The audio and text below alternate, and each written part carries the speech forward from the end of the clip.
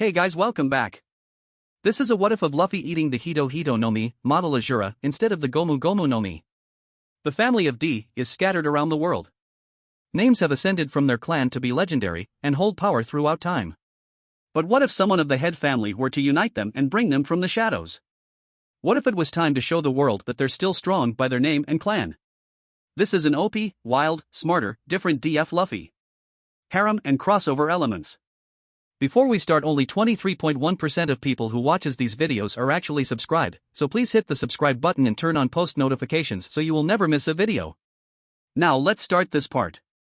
Chapter 18, Territory and Doctor acquired with a surprise, and the final decision. After Luffy had beaten Wapol along with Akino and Sanji, they all walked back inside the castle to sit down on the first floor before heading back up. So before heading in, they all had noticed the two subordinates of Wapol had taken their beaten and broken leader, and had quickly left from the area due to Luffy's words of warning. So now, as they sat down near the steps, Dr. Kureha decided to speak to break the silence. So, I take it that all of you had a run-in with Wapol before, says Dr. Kureha to Luffy and his group. This got Luffy to look up at the good doctor before he spoke. Yes, we have. Well, me and the other pillar generals, that is. It was the one time me and the other 9 were assigned to provide and head overall security for Levely, says Luffy as he continued. Though when we did, it was mainly to keep certain kingdoms in check from starting unnecessary wars like with Wapol's idiotic way of doing things, along with keeping celestial dragons out and away from the proceedings due to authorization from the higher-ups, says Luffy as he continued. Though today the walking junkyard tried to eat my ship and take the treasure on it, says Luffy explaining a bit further as Sanji spoke now. They wanted a fight, so we responded in kind, says Sanji now lighting a new cigarette. With this said, Akino noticed something about the whole fight from earlier and decided to speak on it herself. Though it's strange, how did they slip past the others, asks Akino as she still did not like that part of all this. Well, we know where Ju and his group are right now, so the others may have already engaged and handled Wapol's crew with ease while being able to protect Bighorn just as promised, says Luffy as he continued. So in my book, it seems like this whole situation is all over and we don't have to worry about anything for the time being, says Luffy as he put his arms behind his head. Well, you probably aren't wrong and definitely won't be hearing complaints from me, says Dr. Kureha as she spoke again. However, I think our little friend over might not agree, says Dr. Kureha with a bottle in hand while pointing over to Chopper, who seemed a bit bummed out at not being able to fight them. Luffy, seeing this with a chuckle, went over to Chopper and placed a hand on the reindeer's shoulder. This got Chopper to come out of his thoughts on the whole situation as he looked to Luffy as he spoke. Chopper, I know what that meant to you, but don't be so down about it. Someone like you with a good heart shouldn't have to dirty their hands on even trying to take vengeance on scum like that. Plus it's best not to dwell on vengeance because it may consume you and your mind, says Luffy as Chopper nodded in understanding. With this said by Luffy, it got a small smile from Dr. Kureha as he gave simple but very sound advice with much meaning behind it. So as Akino and Sanji looked on with a small tuck of the lips, Akino sensed something with observation haki and decided to speak now. Luffy, not only do I sense Ju and his group coming up here by flight, but I can also sense other auras and in large numbers, says Akino as this got everyone's attention now with Luffy speaking. Well, that answers the question of Wapol's subordinates being defeated, says Luffy sensing the auras himself. What about the other auras? Where are they, asks Sanji wanting to know about that as Akino spoke to answer him. They're climbing up here as we speak right now, says Akino informing him and the others present. This got Luffy to stand up now and speak again as he walked towards the entrance of the castle. Alright, let's go to meet them outside, says Luffy as he walked along with the others not far behind him. Outside. After walking outside into the snow, they all stood there waiting for a bit. So after about 5 to 11 minutes, Ju, Agni, and Inosuke finally got to the top using their respective devil fruits to reach the summit. Once that was done, the group climbing up the mountain had finally reached the top as well. Luffy and everyone else saw the first person, and that it was Zoro, who was wearing a different coat from the one that he originally wore when arriving on the island. So now, Luffy decided to speak first to greet everyone now as they walked up. Perfect timing guys, says Luffy with a smile, liking how both groups reached the top. As Luffy said this, he watched the others along with Zoro's group come up to the top now, as Ju, Agni, and Inosuke were walking up towards Luffy as well. So with this being said, Zoro decided to be the first in speaking now to greet his captain. Hey Luffy, says Zoro greeting him as he walked up. As Zoro greeted his captain, Luffy nodded and waited for the others to reach him and his first mate. So turning to see that group, they both saw Ju and his group walking up now as Inosuke was angry about something as he spoke on it to himself. Damn it all. I can't believe we missed all the action, says Inosuke being angry at the fact that he missed the fight. Once this was said, it got Agni to laugh some as he spoke to comb his friend and brother in all but blood. Ha ha ha ha ha. Calm down Inosuke, I bet we'll get some action sooner down the line. After all, I live for a good fight, says Agni reassuring him while itching for a good fight as well. As this was said by Inosuke and Agni, Ju remained silent as his group finally reached Luffy and Zoro, with both turning to nod at the group. Luffy for his part remembered something that was odd about all of this, and then turned back to Zoro with the purpose of speaking to ask a question. So I'm noticing this just now Zoro, I see you got off the ship. How did that happen, asks Luffy curious as Ju decided to speak now. Actually, I'm wondering about that myself, says Ju curious as well. With this said by the two, it got the attention of both Agni and Inosuke as Zoro started to sweat a bit as he spoke to answer truthfully, knowing there was no way or loophole excuse to get out of this with a lie. Well, I decided to go for a swim in the water for training and in the process, I got lost, says Zoro with a sigh while being a bit ashamed at first, though that quickly changed as he saw the looks on his crewmates' faces. The moment the swordsman said these words for an explanation to why he was off the ship, Luffy, Ju, Agni, and Inosuke all had deadpan looks on their faces. Not even bothering to say a word about what their crewmate just told them, as Zoro got a tick mark on his forehead from this and spoke heatedly with anger. What the hell are you all looking at me like that for, asks Zoro angry now, as Agni decided to speak for the group now. Well, this is you we're talking about, Zoro, says Agni with the deadpan expression on his face as he continued. You literally have no sense of direction, and it says a lot, says Agni still having the same expression on his face. Yep, says Luffy, Ju, and Inosuke as they all were agreeing with Agni as Zoro spoke again to explain something else. You know what, never mind that. Anyway, after I got out of the water, I ended up walking through the snow for a bit to find a town nearby when some of Wapple's subordinates were attacking it, so I decided to jump in and help the people of the town, says Zoro as he continued his story. After that, this guy by the name of Dalton along with Usopp, Lily, and Vivi showed up and wanted to come up here because they wanted to pursue Wapple, who apparently used the attacks on the nearby villages as a diversion to slip past us undetected, says Zoro, finishing up for Ju to speak now. So, I can assume that not only were the attacks a diversion but also the snow as well, considering it's a perfect way to disappear without a trace in the chaos. Making it practically impossible for you all to find him, says Ju making his hypothesis on what he had just heard from Zoro. Yeah, apparently from what Dalton told me and the others, it's their own personal way of doing things in terms of strategy. Using the snow as a way to cover their movement and camouflage themselves in it entirely before engaging their opponent in a surprise attack, says Zoro, causing everyone in the group to nod. As they had their conversation on this matter of how Wapple slipped past everyone, Vivi along with Usopp and Lily had finally got their bearings after reaching the top of the mountain. So as they decided to walk up to Luffy's group along with Sanji and Akino doing the same to meet everyone, Usopp was the first to open his mouth for a question in speaking distance of Luffy. Luffy, how's Nami? Will she be okay? Asks Usopp, who was a bit worried for the navigator of the crew, as were Vivi and Lily along with everyone else that didn't know about Nami's condition right now. With this being said by the sniper of the crew, it got Luffy to smile as he spoke to answer the question on Nami's current status and put their minds all at ease. Recovering as we speak. Nami got the proper help she needed, so she'll be fine thanks to Doctorine over there, says Luffy pointing over to the woman responsible for helping Nami. This got everyone, who didn't know to nod with a smile at the good news and look over to the doctor while having their own thoughts about not expecting her to look that young for the great age that she was, while Zoro for his part, recognized her off the bat for his own reasons.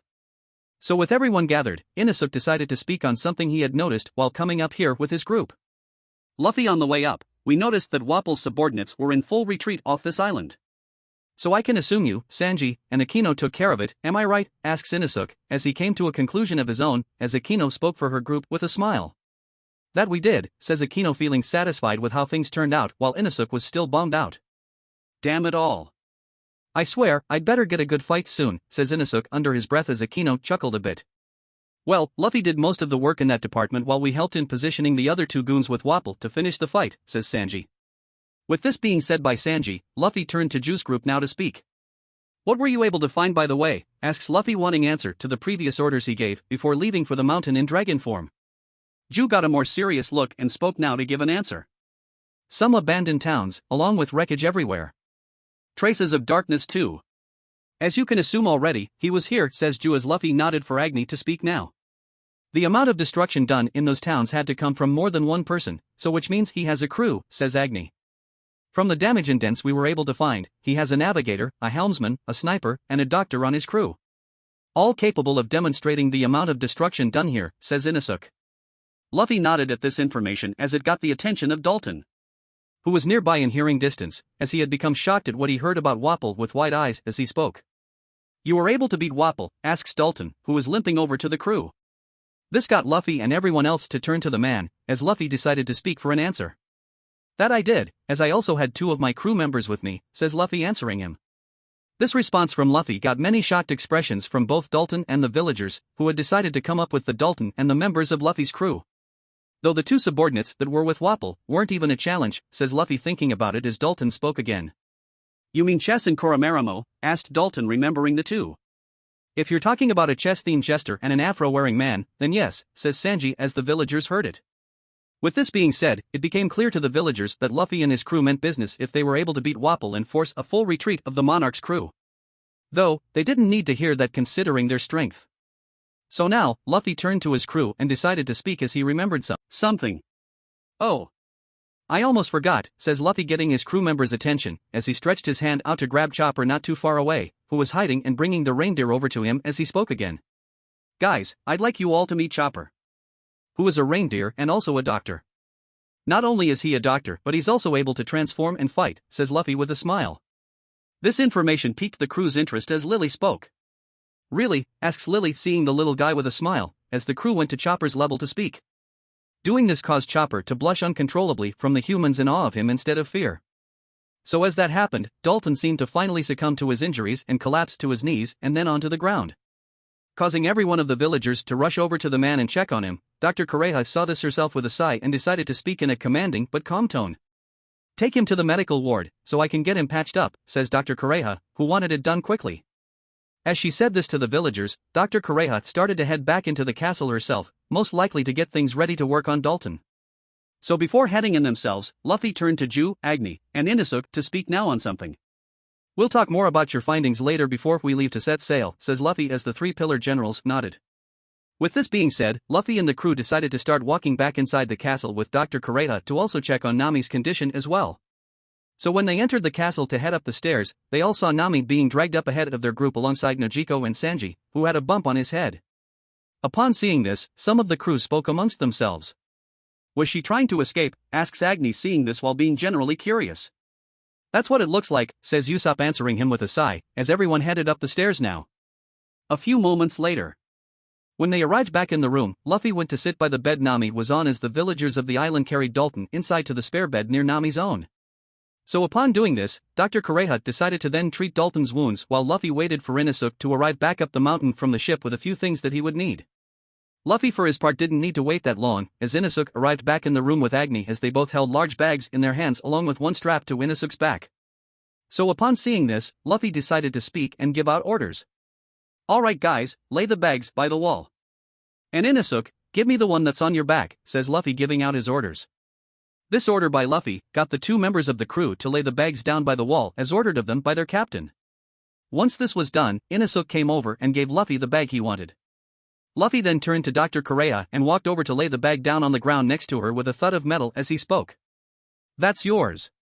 Payment for helping my friend is promised, says Luffy being serious as Dr. Kureha nodded with a smile. With this said and done by Luffy, Dalton, who was still looking at the other large bags, decided to speak and ask a question of his own about it. What's in the other bag? Asks Dalton from his bed, as he laid there. Flags, more specifically flags Usopp made up for me, says Agni causing Dalton to nod in understanding, but still very confused as Inosuke spoke next. Once you're all patched up, have your people hang them up around this country? Once they have been hung up proudly, it will display a clear message to Marines and other pirate crew that this entire place as a whole is under our crew's protection and a part of our territory, says Inosuke taking the boar mask off his head. This got everyone to look over to Luffy and the crew with shocked looks as Dalton spoke in a raised voice. Just hold on for a moment. We may be grateful to you for taking care of our disgraceful and former leader, but as it stands we can't live under a pirate crew. The country is allied with the world government and protected by their sea force known as the Marines. They won't allow it, says Dalton being serious on the matter. Just how they allowed Wapol to rule over this nation like a fool, unchecked while knowing what the man was up to, asks Ju a bit amused as this shocked the villagers present. How about the fact, they didn't even send Marines to aid the country when more pirates attacked? Which was the reason why you were all so hostile towards us in the first place, says Agni tiredly while speaking the truth. The world's strongest political organization and they refuse to enforce law and order where it's needed to be enforced the most amongst their affiliated nations, says Inosuke looking annoyed. And with this said by my crewmates, I have to agree with what they just said to you, Dalton. Being a member of the world government doesn't really mean a damn thing. Especially not to those bubble-headed idiots living at the top of the red line, says Luffy as he let Akino continue this time. There are nations out there under the protection of pirates, namely under 2 of the 7 warlords of the sea. The first being Dressrosa, the second being Alabasta, and both have warlords protecting these nations for the wrong reasons, says Akino, speaking truth as she let Luffy continue again. Then there's Fishman Island, also known as the Ryugu Kingdom, also being under the protection of another well-known pirate from the New World, who is known as Whitebeard, as he is actually doing it for the right reasons. And as of 200 years ago leading up to the present day, as in right now, their kingdom has been and still is a member of the world government, says Luffy, finishing up. Let it be known that what our captain is saying is the truth. You've been members of the world government even when Wapol had fled the country like a damn coward for his own foolish reasons. Not to mention that because he is still a noble, Wapol had power, says Ju as he continued. Enough power as a member of the Levely to complain to the world government about the situation of his nation, says Ju, again being serious as he continued. And considering what has happened here, it would be considered revolt, hell, it's even considered treason against your leader along with revolution in the eyes of those bastards. Something that even the world government and Marines will not tolerate. I'm sure you people wouldn't even know how they'll respond in kind, says Ju, finishing up. With this said by the Pillar Generals, Dalton took the time to consider what they had all said. It became fully clear that Luffy and the Pillar Generals of the crew knew the inner workings of both the world government and Marines. Not to mention that Dalton now knew who these individuals were, along with hearing the stories about the 9 pillars, as it became clear to him they were speaking truth. If they were once known as the sword and shield of both the Marines and world government, then it meant they knew exactly what the response would be. How do we know what you're saying is the truth and isn't a lie? Asked one of the villagers of the island. This got a sigh from Luffy and the other Pillar Generals as he turned to Ju and nodded. The White City of Flevance and Ohara are a start. Not to mention the operation that was in the works that caused our ultimate desertion, says Ju, being fully serious as his expression said it all.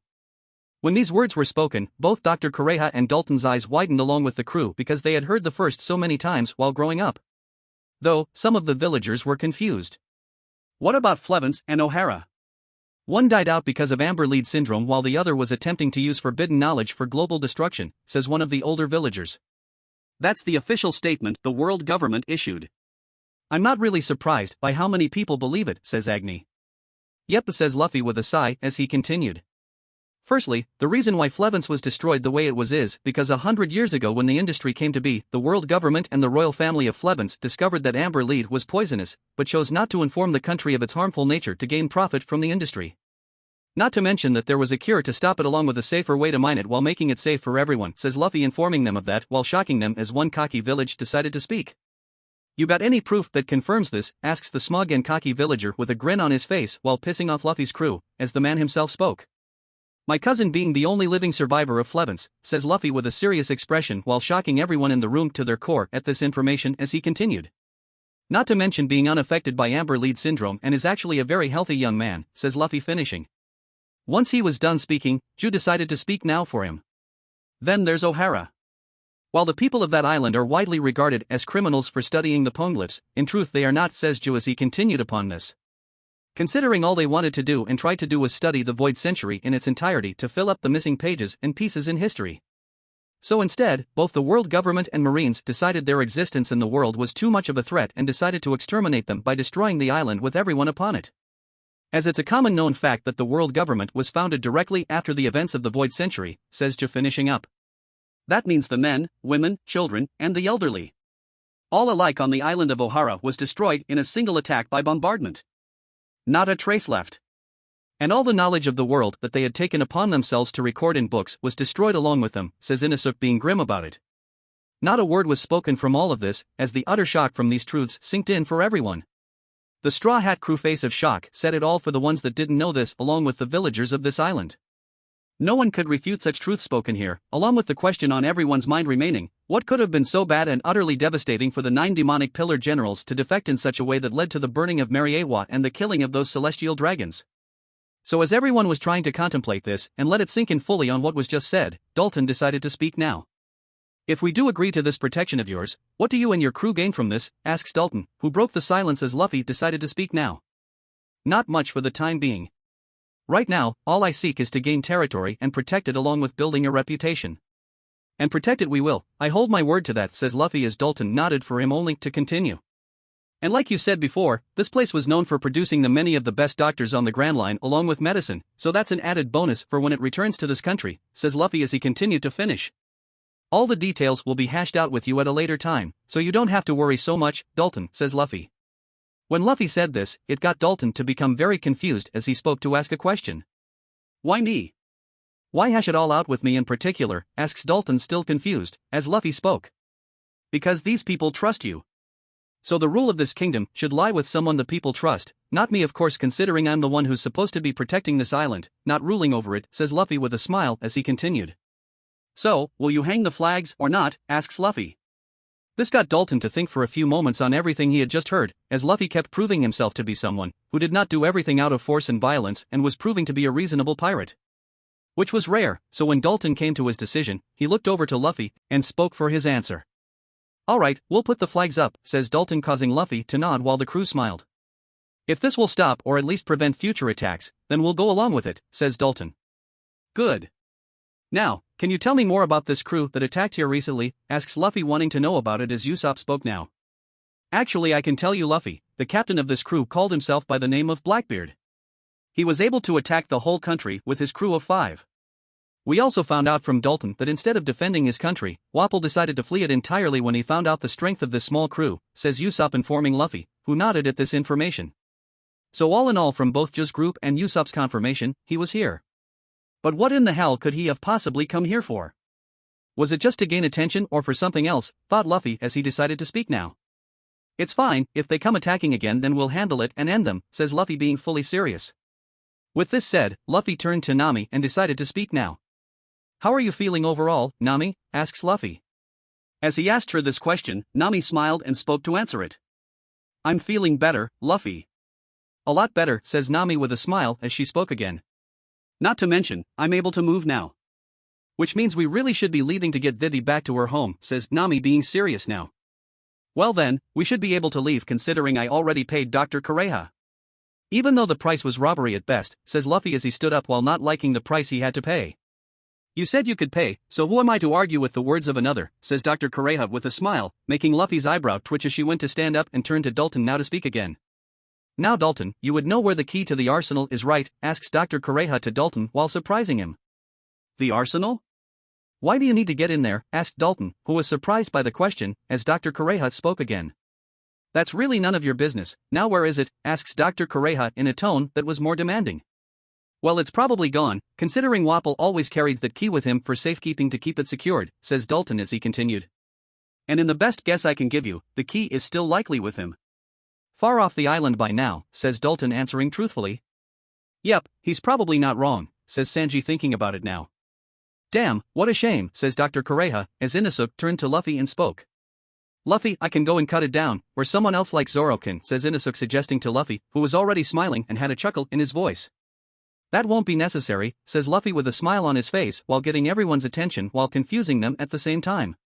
Agni saw the smile with a curious look as he spoke. And why is that? Asks Agni curious.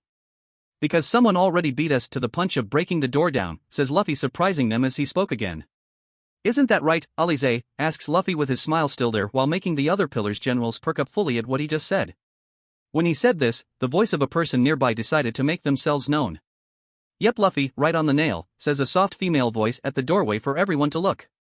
Alize, says Ju, Agni, Akino, and Inosuke happily as the person in question spoke again. Hey guys, says Alize with a smile and a wave. Alize is a tall woman that stands at 179 centimeters, with pinkish white skin tone and large breasts. She has very long pink straight hair that almost touches the ground, reddish eyes, and pink eyebrows. Alize, due to being a half-mink, has distinctive pink furry ears that protrude from her hair and resemble fox ears while having regular human ears as well, and a long and thick pink furry tail.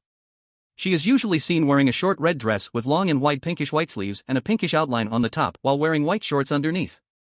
On her feet she wears red sandals with straps that go in part up her legs. On her right ring finger is her ring, which was a pink and bore the kanji for fox, kitsune, as she also possessed her own unique divine grade sword like her other generals, but what was unique about hers was that it could take the form of not only a katana but an ornate 4-section staff with the ends being spikes, as it was called Divine Fox Princess. Alize, like her fellow generals, she still had sword signature tattoo on her left deltoid just like theirs that resemble a black sword with a small black flame-like motif. So now with her greeting to her old friend out of the way, Luffy was the first to speak to Alize now. It's good to see you again, sis dash begins Luffy, who was cut off by being tackled in a hug by Alize, as she wrapped her legs around his torso while hugging the rest of Luffy's upper body, as his head was being suffocated in her chest. Ha ha ha ha. We're really all back together again. It felt like ages, but we're finally getting the whole crew back together. Well, I mean mostly, but I really missed you guys, says Alize, still hugging Luffy with a smile as he got his head free for air to smile and speak. I missed you too, sister, says Luffy as Alize got off him now for Zoro to speak. So, this another one of your old friends Luffy, asks Zoro curious as his captain turned to speak now. Yep, guys, I want you all to meet my sister and another one of my family and all but blood, Kurama D. Alize.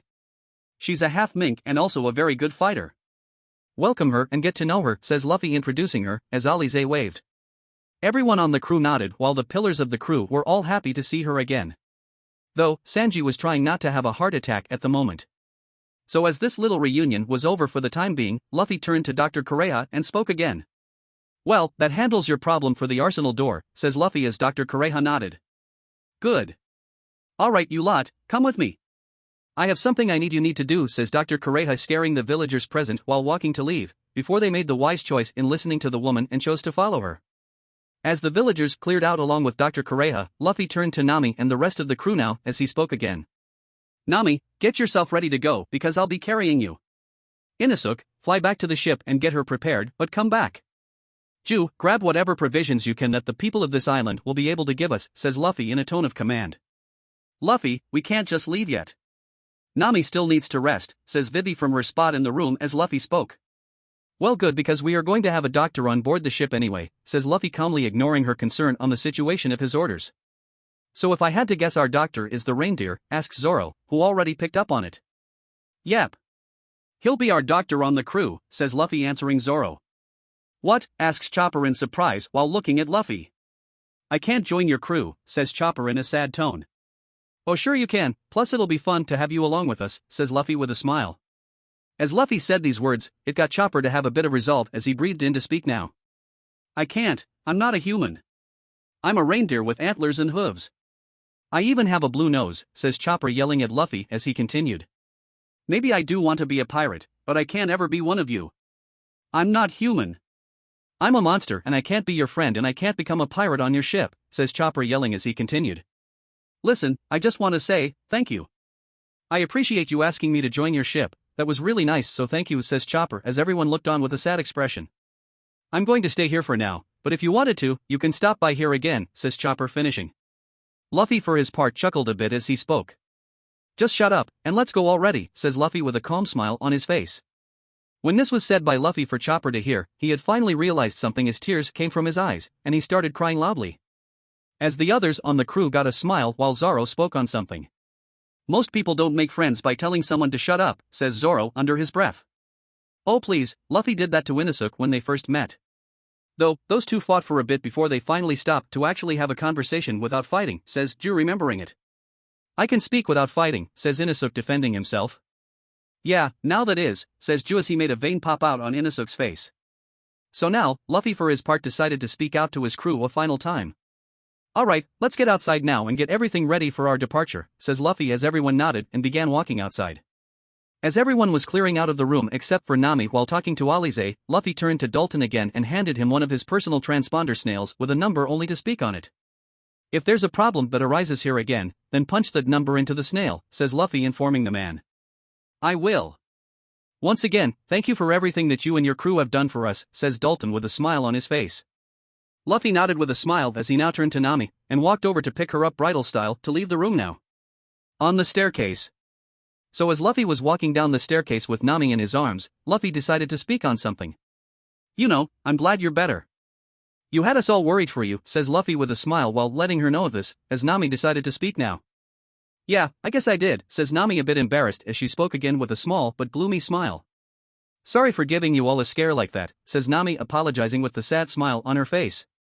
As she said this, Luffy noticed her face along with her true emotions on the matter and sighed a bit.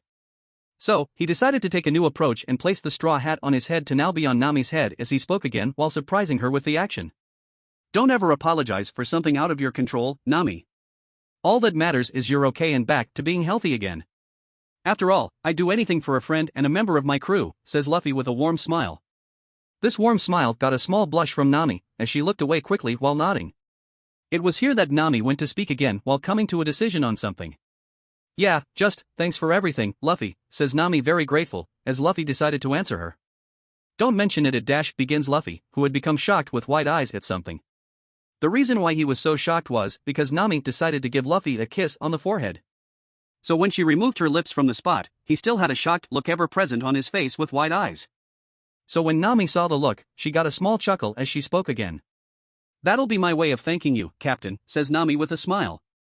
Luffy nodded with a small smile on his face at these words and decided to walk quickly down the stairs to get outside with the others, and for Nami to place Luffy's hat back on his head. Later, outside. After getting outside with the others, Luffy decided to put Nami down and let her stand now. As the entire crew was all standing outside waiting for Chopper to arrive, as Ju and Ines and spoke for his answer. Alright, we'll put the flags up, says Dalton, causing Luffy to nod while the crew smiled. If this will stop or at least prevent future attacks, then we'll go along with it, says Dalton. Good. Now, can you tell me more about this crew that attacked here recently, asks Luffy, wanting to know about it as Usopp spoke now. Actually, I can tell you, Luffy, the captain of this crew called himself by the name of Blackbeard. He was able to attack the whole country with his crew of 5. We also found out from Dalton that instead of defending his country, Wapol decided to flee it entirely when he found out the strength of this small crew, says Usopp, informing Luffy, who nodded at this information. So all in all, from both Ju's group and Usopp's confirmation, he was here. But what in the hell could he have possibly come here for? Was it just to gain attention or for something else, thought Luffy as he decided to speak now. It's fine, if they come attacking again then we'll handle it and end them, says Luffy, being fully serious. With this said, Luffy turned to Nami and decided to speak now. How are you feeling overall, Nami? Asks Luffy. As he asked her this question, Nami smiled and spoke to answer it. I'm feeling better, Luffy. A lot better, says Nami with a smile as she spoke again. Not to mention, I'm able to move now. Which means we really should be leaving to get Vivi back to her home, says Nami, being serious now. Well then, we should be able to leave considering I already paid Dr. Kureha. Even though the price was robbery at best, says Luffy as he stood up while not liking the price he had to pay. You said you could pay, so who am I to argue with the words of another, says Dr. Kureha with a smile, making Luffy's eyebrow twitch as she went to stand up and turn to Dalton now to speak again. Now Dalton, you would know where the key to the arsenal is, right? Asks Dr. Kureha to Dalton while surprising him. The arsenal? Why do you need to get in there? Asked Dalton, who was surprised by the question, as Dr. Kureha spoke again. That's really none of your business. Now where is it? Asks Dr. Kureha in a tone that was more demanding. Well, it's probably gone, considering Wapol always carried that key with him for safekeeping to keep it secured, says Dalton as he continued. And in the best guess I can give you, the key is still likely with him. Far off the island by now, says Dalton, answering truthfully. Yep, he's probably not wrong, says Sanji, thinking about it now. Damn, what a shame, says Dr. Kureha, as Inosuke turned to Luffy and spoke. Luffy, I can go and cut it down, or someone else like Zoro can, says Inosuke, suggesting to Luffy, who was already smiling and had a chuckle in his voice. That won't be necessary, says Luffy with a smile on his face while getting everyone's attention while confusing them at the same time. Agni saw the smile with a curious look as he spoke. And why is that? Asks Agni, curious. Because someone already beat us to the punch of breaking the door down, says Luffy, surprising them as he spoke again. Isn't that right, Alize? Asks Luffy with his smile still there while making the other Pillars generals perk up fully at what he just said. When he said this, the voice of a person nearby decided to make themselves known. Yep, Luffy, right on the nail, says a soft female voice at the doorway for everyone to look. Alize, says Ju, Agni, Akino, and Inosuke happily as the person in question spoke again. Hey guys, says Alize with a smile and a wave. Alize is a tall woman that stands at 179 centimeters, with pinkish white skin tone and large breasts. She has very long pink straight hair that almost touches the ground, reddish eyes, and pink eyebrows. Alize, due to being a half mink, has distinctive pink furry ears that protrude from her hair and resemble fox ears while having regular human ears as well, and a long and thick pink furry tail. She is usually seen wearing a short red dress with long and wide pinkish white sleeves and a pinkish outline on the top while wearing white shorts underneath. On her feet she wears red sandals with straps that go in part up her legs. On her right ring finger is her ring, which was a pink and bore the kanji for fox, kitsune, as she also possessed her own unique divine grade sword like her other generals, but what was unique about hers was that it could take the form of not only a katana but an ornate 4-section staff with the ends being spikes, as it was called Divine Fox Princess. Alize, like her fellow generals, she still had sword signature tattoo on her left deltoid just like theirs that resemble a black sword with a small black flame-like motif. So now with her greeting to her old friend out of the way, Luffy was the first to speak to Alize now.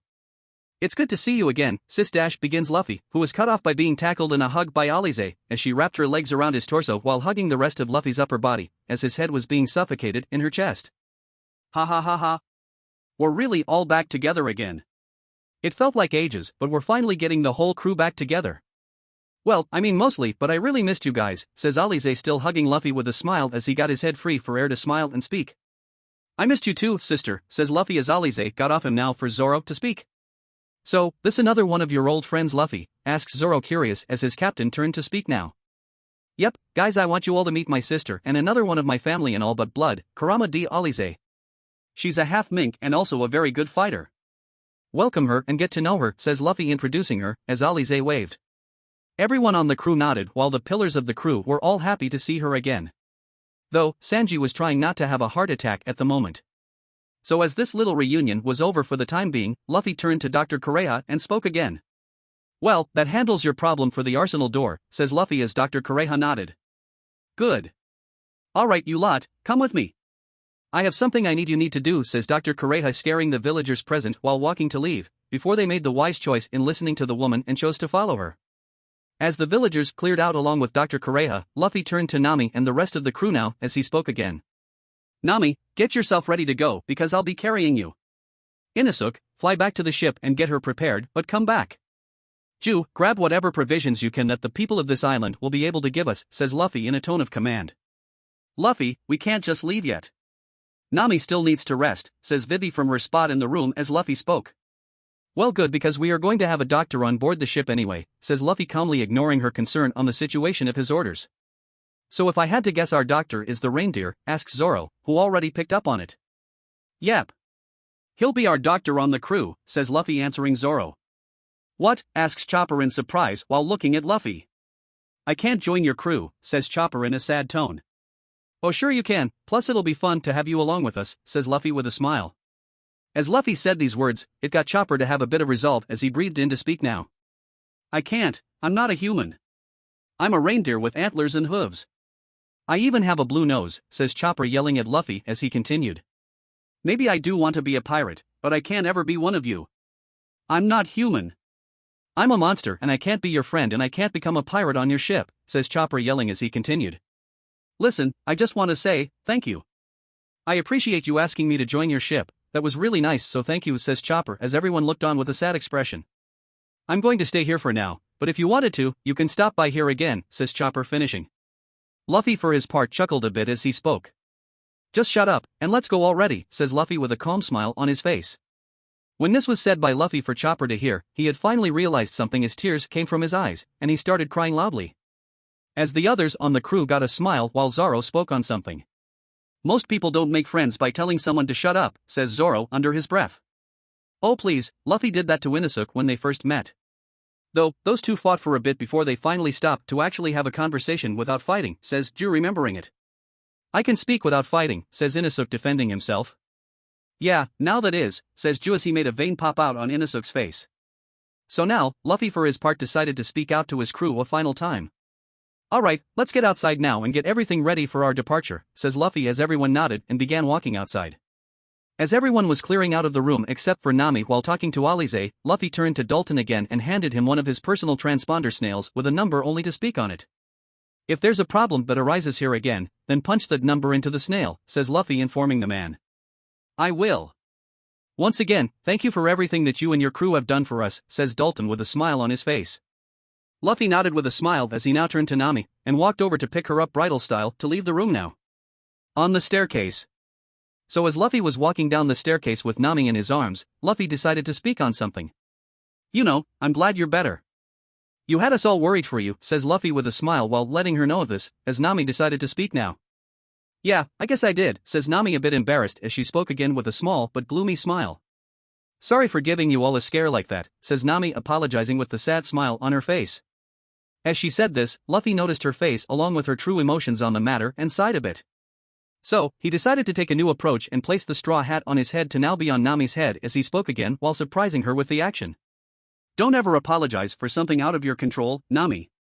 All that matters is you're okay and back to being healthy again. After all, I'd do anything for a friend and a member of my crew, says Luffy with a warm smile. This warm smile got a small blush from Nami, as she looked away quickly while nodding. It was here that Nami went to speak again while coming to a decision on something. Yeah, just, thanks for everything, Luffy, says Nami very grateful, as Luffy decided to answer her. Don't mention it begins Luffy, who had become shocked with wide eyes at something. The reason why he was so shocked was because Nami decided to give Luffy a kiss on the forehead. So when she removed her lips from the spot, he still had a shocked look ever present on his face with wide eyes. So when Nami saw the look, she got a small chuckle as she spoke again. That'll be my way of thanking you, Captain, says Nami with a smile. Luffy nodded with a small smile on his face at these words and decided to walk quickly down the stairs to get outside with the others, and for Nami to place Luffy's hat back on his head. Later, outside. After getting outside with the others, Luffy decided to put Nami down and let her stand now. As the entire crew was all standing outside waiting for Chopper to arrive, as Ju and Inosuke were preparing something for their departure along with the provisions they were able to get for the ship. So while waiting, everyone was talking amongst themselves while getting to know Alize. Nami, are you sure you're okay? Asks Usopp a bit concerned. I sure am, says Nami with a smile, and a small unnoticeable blush on her face. I feel great, not to mention I'm ready to get back to navigating the ship, says Nami as Nojiko put an arm around her. I'm just glad to have my sister back to being healthy again, says Nojiko with a smile as Alize decided to speak now. Yes indeed, says Alize nodding as she spoke again. I've gotta say Luffy, this is quite the crew we have. Honestly, it feels good to be back together and not having to hide anymore while being able to nap at the same time, says Alize as she yawned and curled up a bit. This being said by Alize got Agni to become a bit irritated as he spoke on something that had been annoying him. And you thought the best place to take your nap was to have me hold you as some sort of warm winter pillow, asks Agni, still annoyed by the fact that he was even doing this for her, as Alize herself spoke up to answer him. Just be quiet and heat yourself up a bit, says Alize with a content closed eye smile. TCH. Just be lucky I'm not dropping you into the snow, says Agni using his devil fruit to heat up his body more, as Sanji sighed. Such a rude thing to say to a lady. You should treat her like a delicate flower, says Sanji yelling as he heard the words that Agni said. Oh just shut it. You perverted cook, says Agni angrily as Sanji sulked a bit. With this said by Agni, it got Zoro to laugh his ass off with Inosuke and Ju laughing alongside him. For Luffy it got him to chuckle a bit with a smile as he spoke. Well with Alize here now, that means we only have 3 more people to pick up amongst the generals, says Luffy as he continued. And considering the amount of provision we were able to get from the people on this island, starting today the drinks are gonna be better too, right Agni, asks Luffy to his fellow general. Agni for his part sighed with a small smile on that as it also caught Zoro's interest, as the Pillar General of Fire spoke to answer Luffy. Right, I'll do my best in making them, says Agni, as Zoro nearby got a grin now knowing that drinks would be made by someone of the crew. With this being said by both Agni, Zoro remembered something crucial as he decided to speak on. Luffy, considering this island is our territory and under our protection, just how are we gonna be able to protect it, asks Zoro deciding to bring it up now, as Luffy spoke up to answer. Well when we reach and complete our business in Alabasta, we'll be meeting with some people that live in the harsher sand dunes of the country that may be able to help us in protecting our acquired territory along the Grand Line and amongst other things, says Luffy as he continued. Honestly, it depends if they are willing to hear me out on what I have to say along with how I'm gonna convince them, says Luffy as Zoro nodded. Alabasta has the means of making ships. Along with this, the group of individuals we have to meet there have been out to sea before. So we don't really need to worry about training them or anything, says Agni as Luffy nodded along with Zoro nodding as well once more at this information. As this conversation was going on between them, Ju and Inosuke had finally finished what they were working on. It was a platform of hard frozen solid water with wind being pushed up from under it to make it hover from the ground. So with this done, Luffy stood up to speak. Alright, everyone on the platform, says Luffy giving out the order. What about Chopper, asks Vivi wondering why he wasn't here yet. Oh he's coming, which is why we need to get on the platform now, says Luffy as everyone nodded and followed the orders given by their captain. As everyone went to stand on the platform, Inosuke went to speed up the wind underneath it as they could all hear screams coming from inside the castle. Something tells me that isn't good. Not at all, says Lily hearing it as Luffy spoke. Yep, not at all, says Luffy as he continued to speak for another reason. The minute Chopper gets out here to us Inosuke, get us away from the area at full speed, says Luffy sensing what was coming as he was sweating a bit. Inosuke nodded only for Chopper to come running out at full speed while pulling a sled with Dr. Kureha chasing him not far behind with all sorts of weapons in her hands. The scene before their eyes kind of made them pale as Chopper spoke. Guys! Hurry up and... Begins Chopper only to see the crew all grouped together nearby with Luffy yelling now. Come on, Chopper. Hurry up before she starts aiming at us, says Luffy, causing Chopper to pick up speed and run towards the crew. Luffy stretched his hand out to grab Chopper and pull into his group. Once that was done, Inosuke made a hand motion that made them fly off quickly while leaving behind an angry Dr. Kureha. As the crew was still shocked by what they just saw. With the crew. As Luffy and the others were flying through the air on the platform, he decided to signal Inosuke in making them descend to the ground. So when Inosuke got the signal, he went to channel his powers in descending to the ground gradually while not far from the ship. The platform landed for them all to step off and start walking while Luffy placed a hand on Chopper's shoulder, considering the doctor of the crew now had a sad expression on his face, not trying to let the tears in his eyes fall. As they walked through the snow towards the ship, everyone could now hear something like the sound of cannons being fired fill the air all around the island, as this caused everyone to be on guard. Cannons, says Alize, hearing it as she went from tired to serious now. It's coming from the mountain castle, says Alize, focusing her ears on where it's coming from. As everyone was ready with Agni speaking now. Please tell me they are not firing in our direction, says Agni, tired of being fired at. No, they're not. If that were the case, you would hear whistling coming towards us followed by an explosion, says Joe, coming to an answer. With this being said by Joe, the next thing they knew was that the sky was being lit up by a bright color of pink. This caused everyone to stop being on guard, as they looked in awe of what was in the sky above the Drum Rockies, with pink smoke surrounding it, as well with Chopper being focused on it the most with tears in his eyes. It's beautiful, says Nami, seeing it in awe. Yes, it is, says Alize, seeing it herself with a smile, as Luffy got a grin. It's like a bunch of cherry blossoms, says Zoro, seeing it in awe.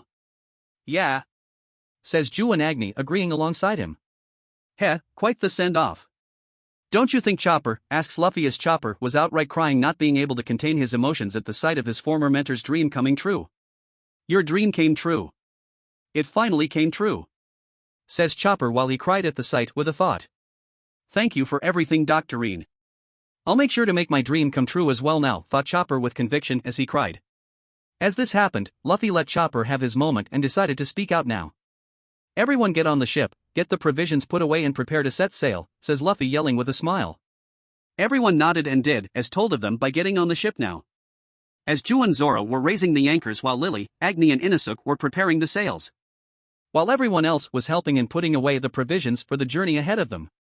As everything was being put away by the crew, Chopper finally got himself together and ran to get on the ship.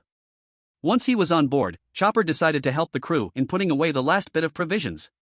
So now, as everything was prepared for their departure, Luffy gave the signal for them to set sail for Alabasta. With the course already set and the ship calmly sailing across the water, Luffy saw Sanji walk up to him with the purpose of speaking. I'm gonna get started on dinner. Considering we had a long day, says Sanji to Luffy as went off towards the kitchen. Dinner, huh? Make sure it's a big one, says Luffy as he continued. Because tonight we celebrate Chopper and Alize joining our crew, says Luffy, raising his voice as everyone chanted in agreement. Right. I'll get started then, says Sanji with a smile while fully leaving for the kitchen. On the open ocean. As the crew was sailing across the water while still in sight of Drum Island, everyone was starting to relax now from the long day. As Luffy walked down from the upper deck onto the main deck to see how the crew was doing. So as he did this, he noticed Chopper was looking around frantically for only to scream while causing everyone to look over towards him, with Luffy deciding to speak. What's wrong, Chopper? Asks Luffy, noticing the look on his face of utter disbelief and defeat. It's just I was in such a hurry that I left my medical bag behind, says Chopper in a tone of defeat and worry. Luffy and everyone heard this along with Nami walking up now, as the captain of their ship spoke while doing something. You mean this? Asks Luffy, using Asura's inventory to bring forth a small blue bag that got Chopper's eyes to widen. Yes. That's my bag, but how did you get it? Asks Chopper as he took the bag from Luffy while being grateful. I found it by seeing it in the back of the sled as me and Luffy came out of the castle. So Luffy decided to hold on to it just in case, says Nami as she smiled. Looks like it all turned out well in the end, says Nami, smiling at Chopper. How? Because I don't even remember leaving it there, says Chopper, who was still confused about that part. Huh? Then how did it end up there? Asks Luffy, still trying to figure it out for himself. As he and Chopper were thinking about it, Nami chuckled a bit as she spoke to get their attention. Well, it looks like Doctoring must have known what you were planning to do, even before you had decided to leave the island with us, says Nami softly as she continued while looking back at the island. What a kind woman, says Nami with a warm smile on her face. With this said by Nami, Luffy got a warm smile himself at knowing the good doctor cared for Chopper under all that chasing she did. So with this little problem solved, the entire crew started to celebrate with drinks and food to welcome their new crewmates on the way to Alabasta now. Later. After a good night of celebrating and now being inbound for the desert kingdom of Alabasta, we find Luffy in his captain's quarters along with Ju, Agni, Inosuke, Akino, and Alize, discussing everything along with the current situation surrounding their course. As Luffy finished speaking on all of it. And there you have it. Everything up to this point that we face so far along with all of the current situation before us now, Alize, says Luffy informing her. I see. Well, this is bad. Not only everything that you learned from Marco. But if Teach actually knows the true capabilities that Devil Fruit possesses, then it won't be good for the near future as a whole. Hell, it might even tip the scales of the world, says Alize with a serious expression. I know. It's not really something I wanted to hear myself or even thought of hearing, says Luffy being calm. It shouldn't be something we have to hear at all, says Alize having an angry look on her face as she spoke again. When you met the bastard, you should have killed him on the spot. Leaving him alive was too great a risk, you know that as much as I do, says Alize with narrowed eyes. Oh, I do, believe me, I do. But you need to realize one thing: as much as everyone else in this room has so far, he used Whitebeard to hide behind the man's power. Not to mention using that said power of a Yonko to get closer to what he was actually after by just being a member of the crew. Hell, even I feel stupid for not seeing it sooner, says Luffy just a pissed about it. Alright, you two, calm down. As it stands, we can't do anything about it right now except for trying to find Ace and Sabo, says Ju, trying to defuse the situation. No, Ju, she's right. If our ancestors had killed the traitorous family of our clan instead of exiling them, then we wouldn't be dealing with this now, says Agni thinking about. Then someone else just would have picked up the pieces instead of it being Teach. Like you said, it's better not to dwell on the past, says Akino calmly as Luffy spoke again. Yes, you're right, Akino. All that matters for the time being is getting Vivi home to stop the war, finding the rest of our siblings along with leaking some things for the world to hear, says Luffy, making everyone turn to him. What do you mean? Asks Inosuke while coming to a conclusion of his own with a wide-eyed expression. You mean? Says Inosuke, now realizing it himself. Yes, when everything in Alabasta is said and done. We'll leak everything on the contents surrounding Operation Firestorm, says Luffy, looking at his fellow crewmates as they were a bit shocked themselves. Are you serious? Luffy, this isn't just some little stunt like revealing the truth behind O'Hara or Flevance. We are literally talking about leaking information in its entirety to the public about an order that was borderline genocide. Even for you and the rest of us, that's a ballsy move that I was not expecting to hear, says Agni, not thinking Luffy would want to do that while a bit angry that this was going to be coming to light. Not to mention the direct response will either be an admiral or an entire fleet of ships. Not just a fleet of 10 battleships, we're talking about a large-scale fleet with vice admirals, says Ju, being serious on the matter. I know. Which is why all of you present know for a fact that this isn't just about sending a message, says Luffy as he continued. It's about letting the world know what the world government was planning to do, says Luffy, being fully serious about this as Inosuke spoke now. Luffy, I get that, but the whole Godfall incident was enough to make them back off from ever going through with it. Along with your threat to the 5 elders about what would happen if it were actually in the works of being planned, says Akino as she continued. We'll stand with you on this decision, but are you it's the right move to make, asked Akino, considering that this topic at hand wasn't something small. It is, says Luffy as he continued. As it stands, if the world government and marines continue down the path that they're going in, then the world may fall into greater descent, says Luffy, finishing with a simple yet sound reason with much meaning behind it. Luffy made it clear this is what they were going to do, as everyone in the room nodded for their captain to speak yet again. Alright, with this being said, let's get some rest for now. Because when we reach Alabasta we are gonna be fighting a lot, considering Crocodile's top subordinates will be stationed there. So prepare yourselves, says Luffy, being very serious. Yes, Captain, says everyone in present as they got up to leave the room now. As everyone was clearing out of the captain's quarters now, Luffy went to put away some papers on his desk. So with everyone gone, Lily had come in with a box in hand as she was smiling, with Luffy noticing. Someone's in a good mood. Can you tell me why? Asks Luffy, curious, with a small smile of his own. The moment he said this, Lily just smiled more as she placed the box on Luffy's table and decided to speak. Open it. I made it myself and I'm very well sure that you'll love it, says Lily while being cryptic in what she just said. As Luffy wondered what was in the box of her making, he decided to do as told and open the box. So as Luffy opened the box, he found something inside that made his eyes widen in shock as he spoke. Lily, this. Says Luffy, shocked by what he found.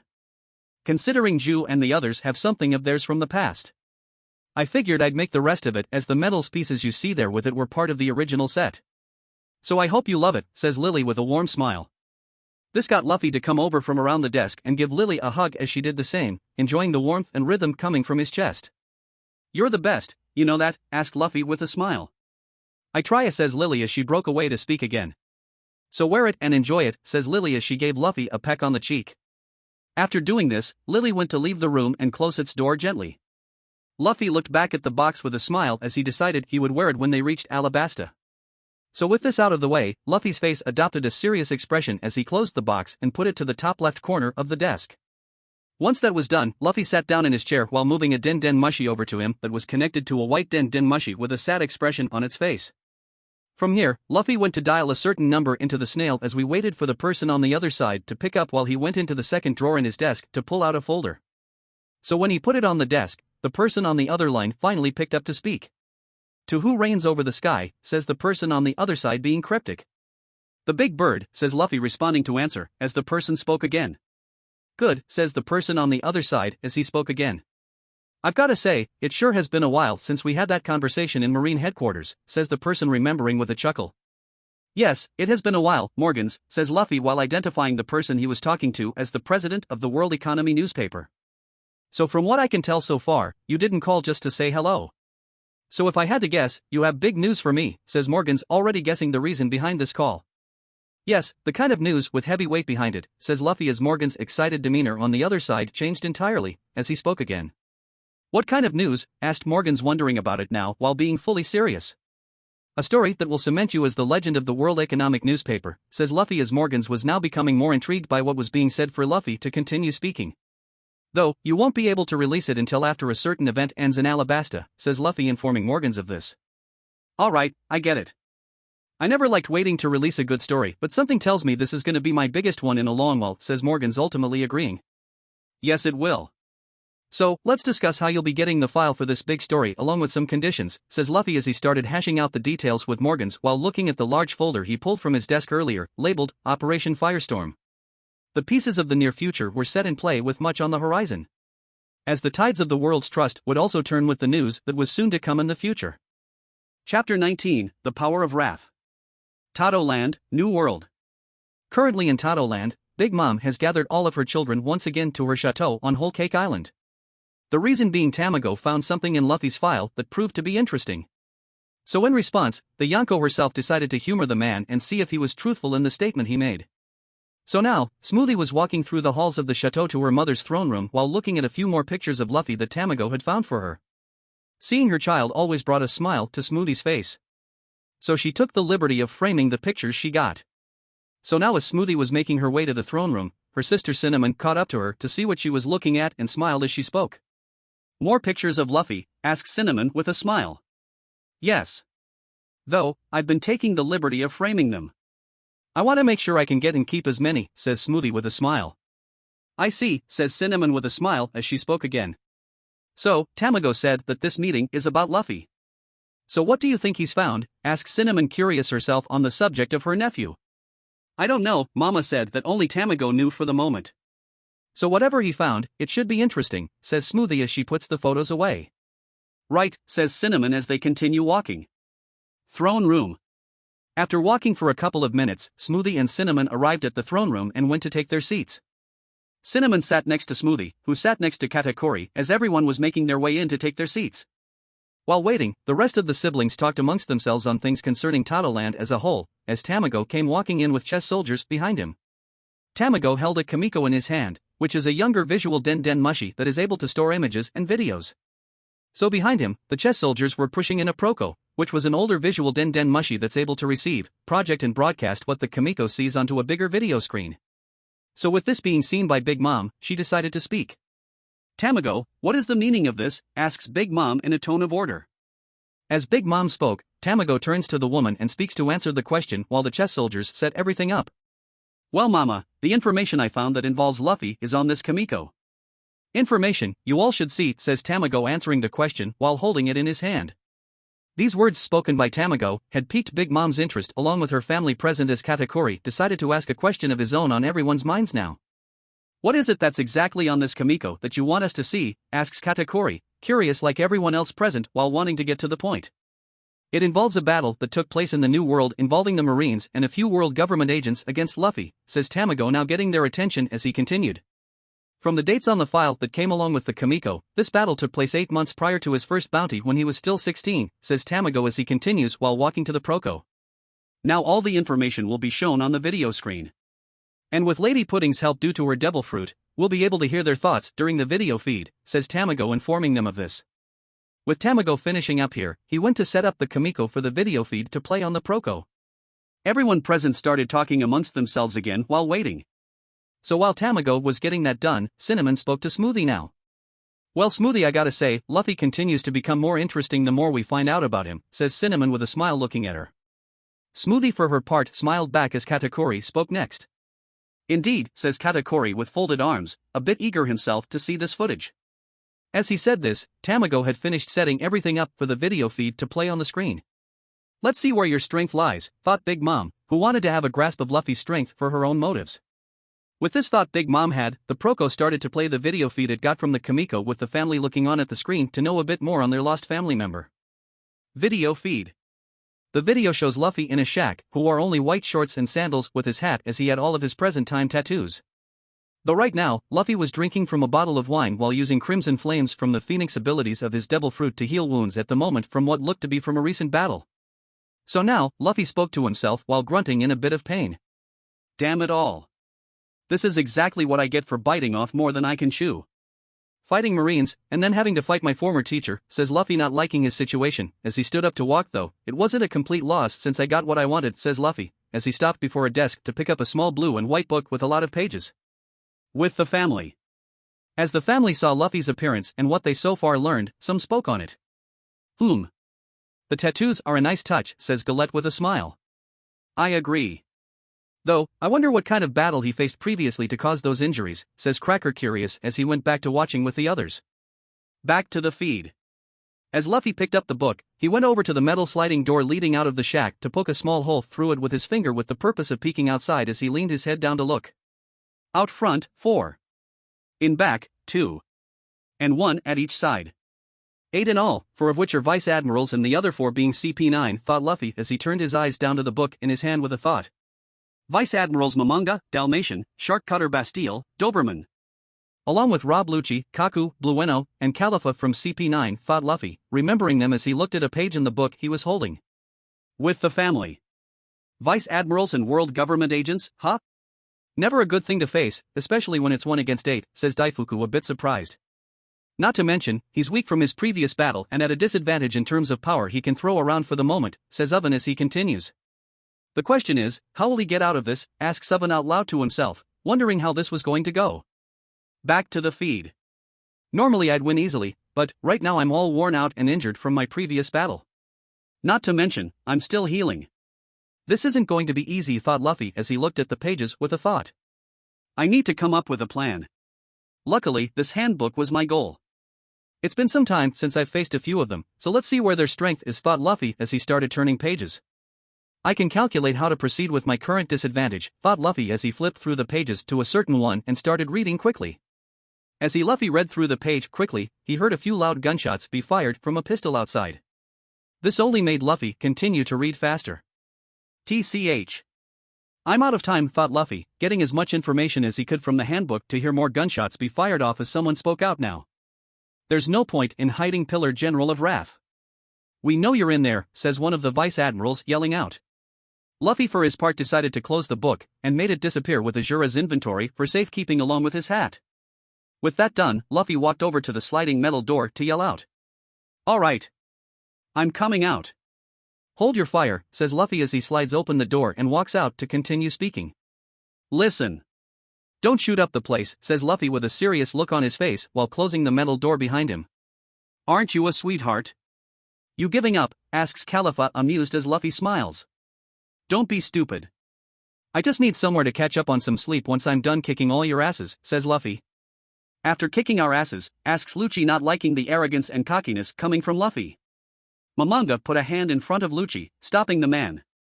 As he decided to speak. Don't fall for his taunting, Lucci. He's obviously in bad shape, considering who he fought some time prior to this, says Momonga as he continues.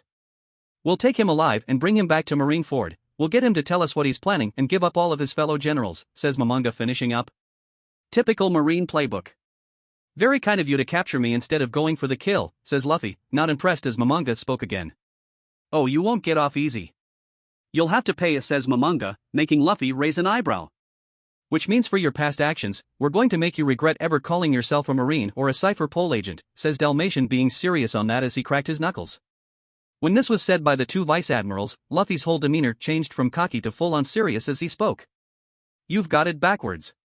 You'll pay for calling yourselves Marines. Right now, says Luffy, being very serious in his statement with a cold look in his eyes. Luffy then takes this moment to crouch a bit and jump up high while making his enemies stand on guard now as Luffy backflipped to be on top of the shack. Luffy raised his body up as he took his right hand off the rooftop shack while raising his knees to fully stand up from the landing while he activated his original devil fruit power while taking in a breath. Hito, adrenaline rush, thought Luffy as glowing red energy started flowing through his veins and red energy started to surround him a bit from the anger he was building. As this action happened, Luffy started to chuckle with amusement and excitement. Shishishi, shishahaha, says Luffy as his chuckles turned into full-blown low laughter that put those back on the ground on edge as he spoke again. Time to hunt. You dipshits are gonna regret ever coming after me, says Luffy, yelling out with anger and excitement in his voice as he let his rage come forth. Yeah, right. Tobushir gone, says Lucci as he fires two sharp compressed air shockwaves from the finger towards Luffy with the intent to hit him. This causes Luffy for his part to see this and leap off the shack wildly to land on the bark of a tree. As he was hanging to it from all fours while looking at Lucci with a glint of death in his eyes as he spoke. I don't think so, says Luffy as he jumps off towards Lucci with the intent to attack him now. You're going down first, says Luffy as he comes in to notice something.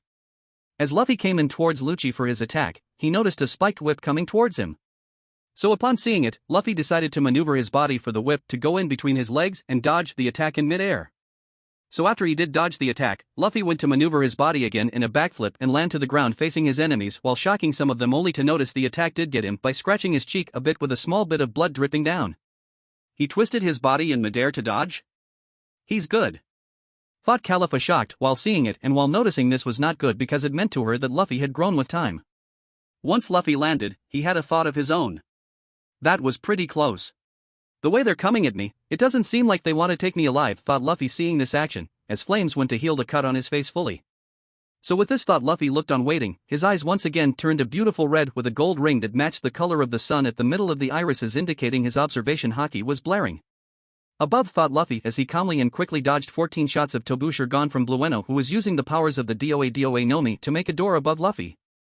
As Luffy dodged the 14 shots from above, he jumped out of Blueno's attacking range while shocking the man and all those present. How in the hell did he know I was going to attack from above, asks Blueno, shocked by this. Be careful, he might know everybody's current strengths, says Momonga, seeing Luffy might. Good thing I read that book beforehand to get a grasp of their current strength. I can see into the future using observation haki, but even that's limited for the moment. Considering I haven't had time to heal fully, I'll have to buy myself some time, thought Luffy as he stood waiting in his stance. With the family. Not many people in the world have the perfect body control like that to twist their body in the way he did. Just goes to show how much flexibility he has, says Bruley, impressed by this feat as her siblings nearby nodded. Yes. Takes years of practice and training just to even come close to doing something like that, and his speed in terms of dodging and avoiding the attacks is amazing, says Paraspero, as he continued watching. Back to the feed. As Luffy stood there, the CP9 agents went to stand with the vice admirals in front of their target while taking stances of their own. They were all a bit surprised that Luffy would still fight given the disadvantage of his injured body and the strength and numbers they had along with their strength. So Kaku, who was next to Dalmatian, decided to speak now. Despite the odds, he's not running or backing down. Has he really become a fool with time, or is he just too prideful to run, asks Kaku, observing this. No, Kaku. Remember his growth rate in terms of mind and strength. He has grown tremendously, proven by his position in the Red Hair Pirates, says Dalmatian as he continued. You should know not to underestimate him, given the fact you were present alongside your colleagues during the incident in Mariewa, says Dalmatian, reminding the agent.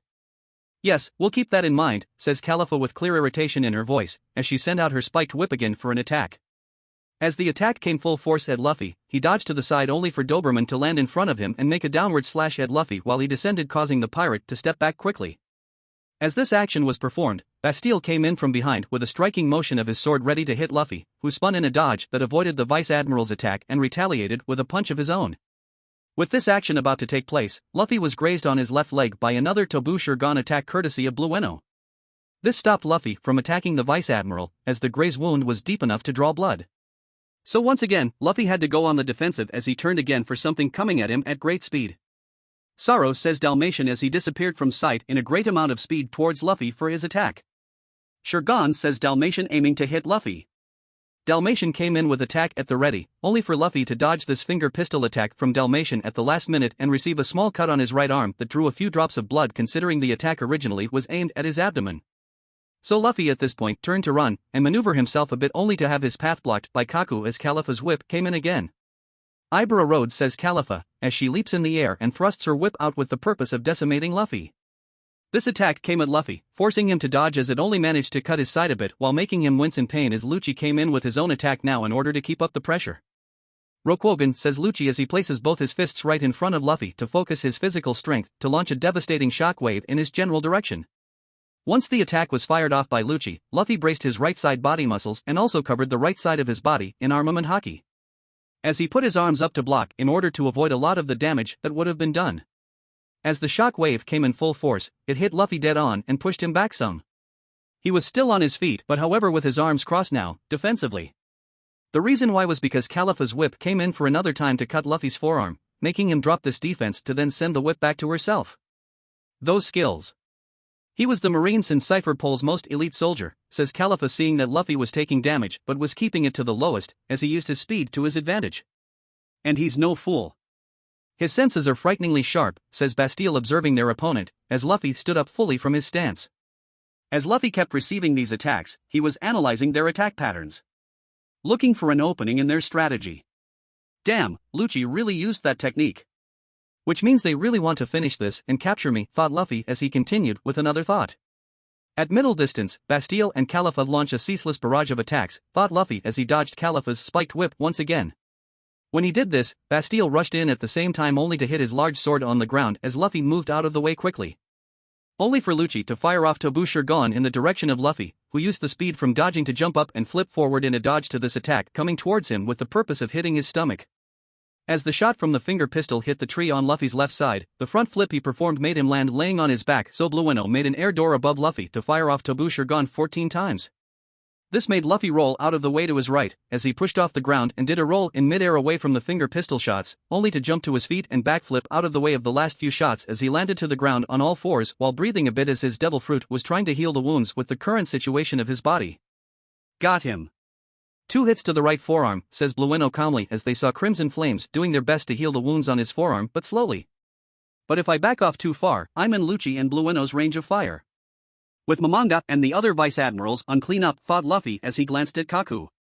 So what's Kaku been doing here all this time, thought Luffy as he came to an answer of his own. With the family. He figured out their plan of attack just by defending and swiftly avoiding the attacks. Damn, he's good, says Montour, seeing the great strategic skills Luffy had. Insanely good, says Custard, nodding at her brother's word while seeing it herself. Well, it's to be expected.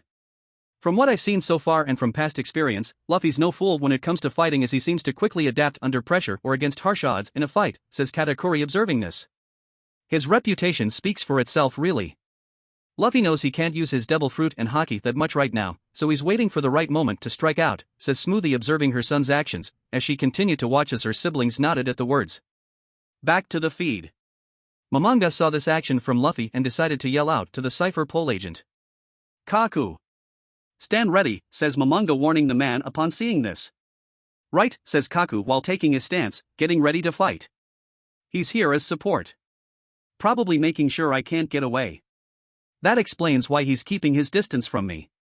In that case, thought Luffy as he looked at his new target with a grin and sped off towards him.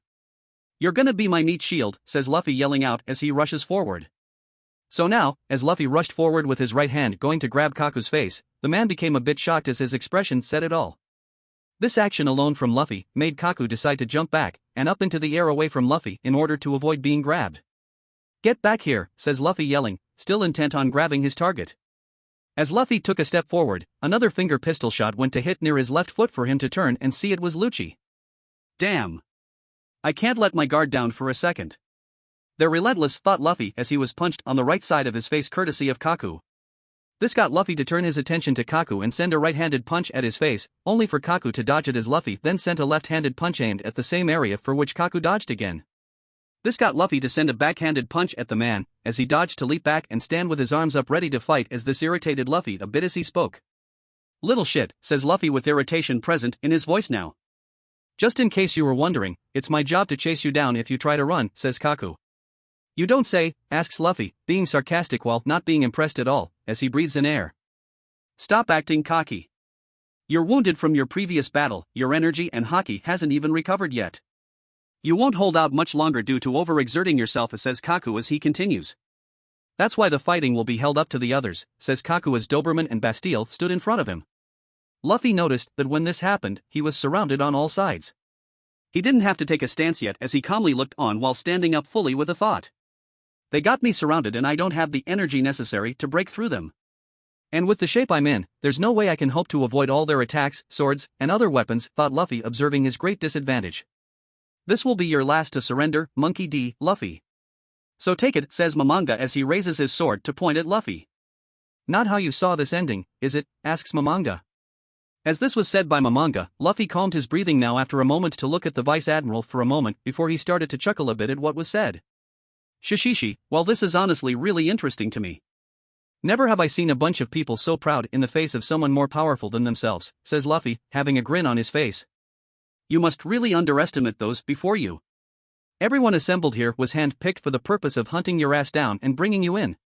Dead or alive," says Lucci with a glare and a deadly tone in his voice. "Hand-picked, huh? Shishishi. I'm sure you're proud of this little squad, but I call bullshit," says Luffy with an arrogant grin as he continued. "I'm not even seeing one person here who's capable of fighting on par with me. Doesn't Sengoku understand how dangerous I am? Or better yet, how dangerous the other pillar generals are?" asks Luffy as he continues further. "These Marines and their absolute justice are nothing but a joke if they think a few vice admirals and government agents can actually fight us," says Luffy, still holding the grin on his face, as Momonga spoke now. "Then you know nothing," says Momonga in a low tone.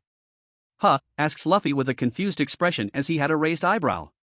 "The duty of the Marines is to maintain law and order throughout the world and impose the will and might of the world government. We are therefore considered the key strategic development force in the eyes of the world government and are expected to obey its orders at will," says Momonga as he continued with a narrowed glare in his eyes. "We may not be powerhouses like the admirals, but these people here before you are willing to destroy your existence if it keeps the oceans calm for a little while longer," says Momonga, determined to do just that as he continued further. "You managed to stir up the hornet's nest enough with your actions in Mariewa, and cause a small war against the world government and Marines. So that makes you the perfect target in proving not only my point but the point behind everything I just said," says Momonga, finishing up. Luffy looked on a bit surprised with a serious expression on his face, as he breathed out while leaning his head down a bit to speak with his eyes closed, and accompanying this was a satisfied look on his face. "Oof. That explains why the Marines have gotten nowhere with the Yonko in the New World, along with the lack of potential candidates to replace Sengoku.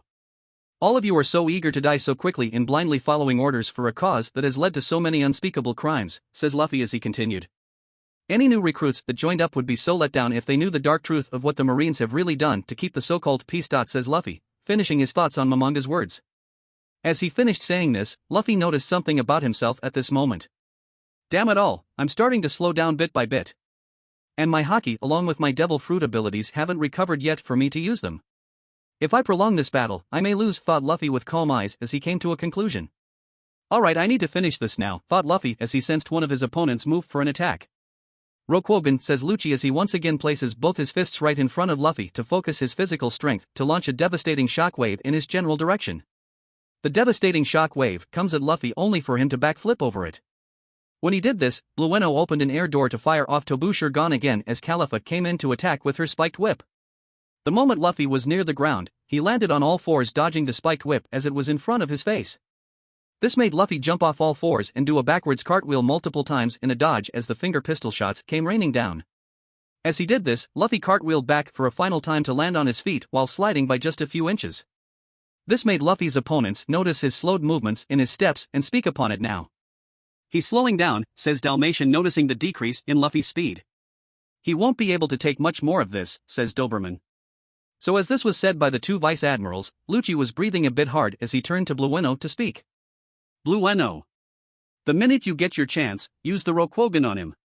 As I've met my limit of how many times I can use it, and using it any further would take me out of commission for this fight, says Lucci being serious. Understood, says Blueno with a calm expression on his face while being serious on the matter. Once this plan of strategy was spoken between the two CP9 agents, Luffy for his part was breathing hard while in his stance waiting for what came next. He knew in his mind right now that he needed to take them all down, one by one. So now, Luffy continued to breathe heavily as he stumbled on his feet, only to have his right foot hit a nearby rock.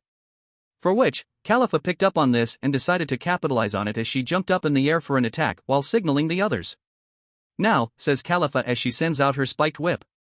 The whip comes in only to then wrap itself around Luffy's right ankle, as Califa pulls on it in order for him to fall over. As it looked like Luffy was almost unconscious from overexertion, Blueno took his chance as told of him by Lucci. Roquoben, says Blueno as he this time places both his fists right in front of Luffy to focus his physical strength to launch a devastating shockwave in his general direction. As the attack comes spiraling at Luffy to his back, something happens. Now, thought Luffy, as he was ready to move. Once Luffy had this thought, he takes his right leg that's wrapped by the spiked whip to slam it into the ground hard enough to cause cracks and send pieces up while shocking Califa greatly. What's he doing? He still has strength, asks Califa shocked by this while pulling on the whip to keep him from moving. Luffy then maneuvers his body to turn towards the attack from Blueno's attack, as he coated his arms in armament haki with the kanji tattoo on his left side forearm for water glowed blue, indicating he was using elemental haki as he went to respond now. Water style haki, backhand water reflect mirror, says Luffy as he backhands the attack from Blueno to create a strong mirror of water to rebound the attack in Califa's direction. The attack now speeds toward Califa with such force that she can't move out of the way, and takes it full head-on. Once the attack hits Califa, she loses her grip on the whip and is sent flying towards a nearby tree only to crash with such force that it knocks her unconscious. Califa, says Kaku yelling out now upon seeing his colleague's unconscious form. With the family. With this attack from Luffy being seen, it shocked the family due to the reason that something like this was possible. A haki-based water attack, huh? That is very intriguing. I didn't think that was possible, let alone even a category based on it, says Katakuri, a bit shocked by this with raised eyebrows. Yes, apparently it's called elemental haki. It revolves around manifesting the basic elements of water, earth, fire, wind, and lightning along with other sub-elements. It's also a type that not many use, says Tamago informing them of this.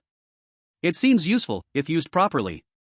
Exactly how Luffy just used it to reflect that attack and rebound it in the direction of his opponent, says Cinnamon seeing it herself. Very much so.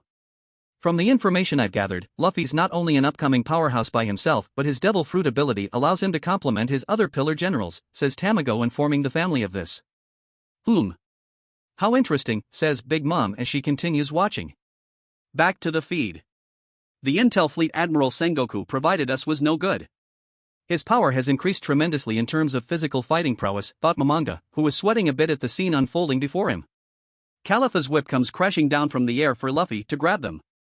He then brings the weapon to himself quickly to turn around and use one of the many chains to block a Tobu Gun attack from Blueno now. Be careful. He has Califa's weapon now, says Blueno, as he continues to fire off this attack in order to suppress Luffy from retaliation. So as Luffy dodges the first and second shots, he switches to another form of elemental haki. Earth-style haki, Earth Sphere, says Luffy, making a large sphere of earth for cover to not be hit by the finger pistol shots.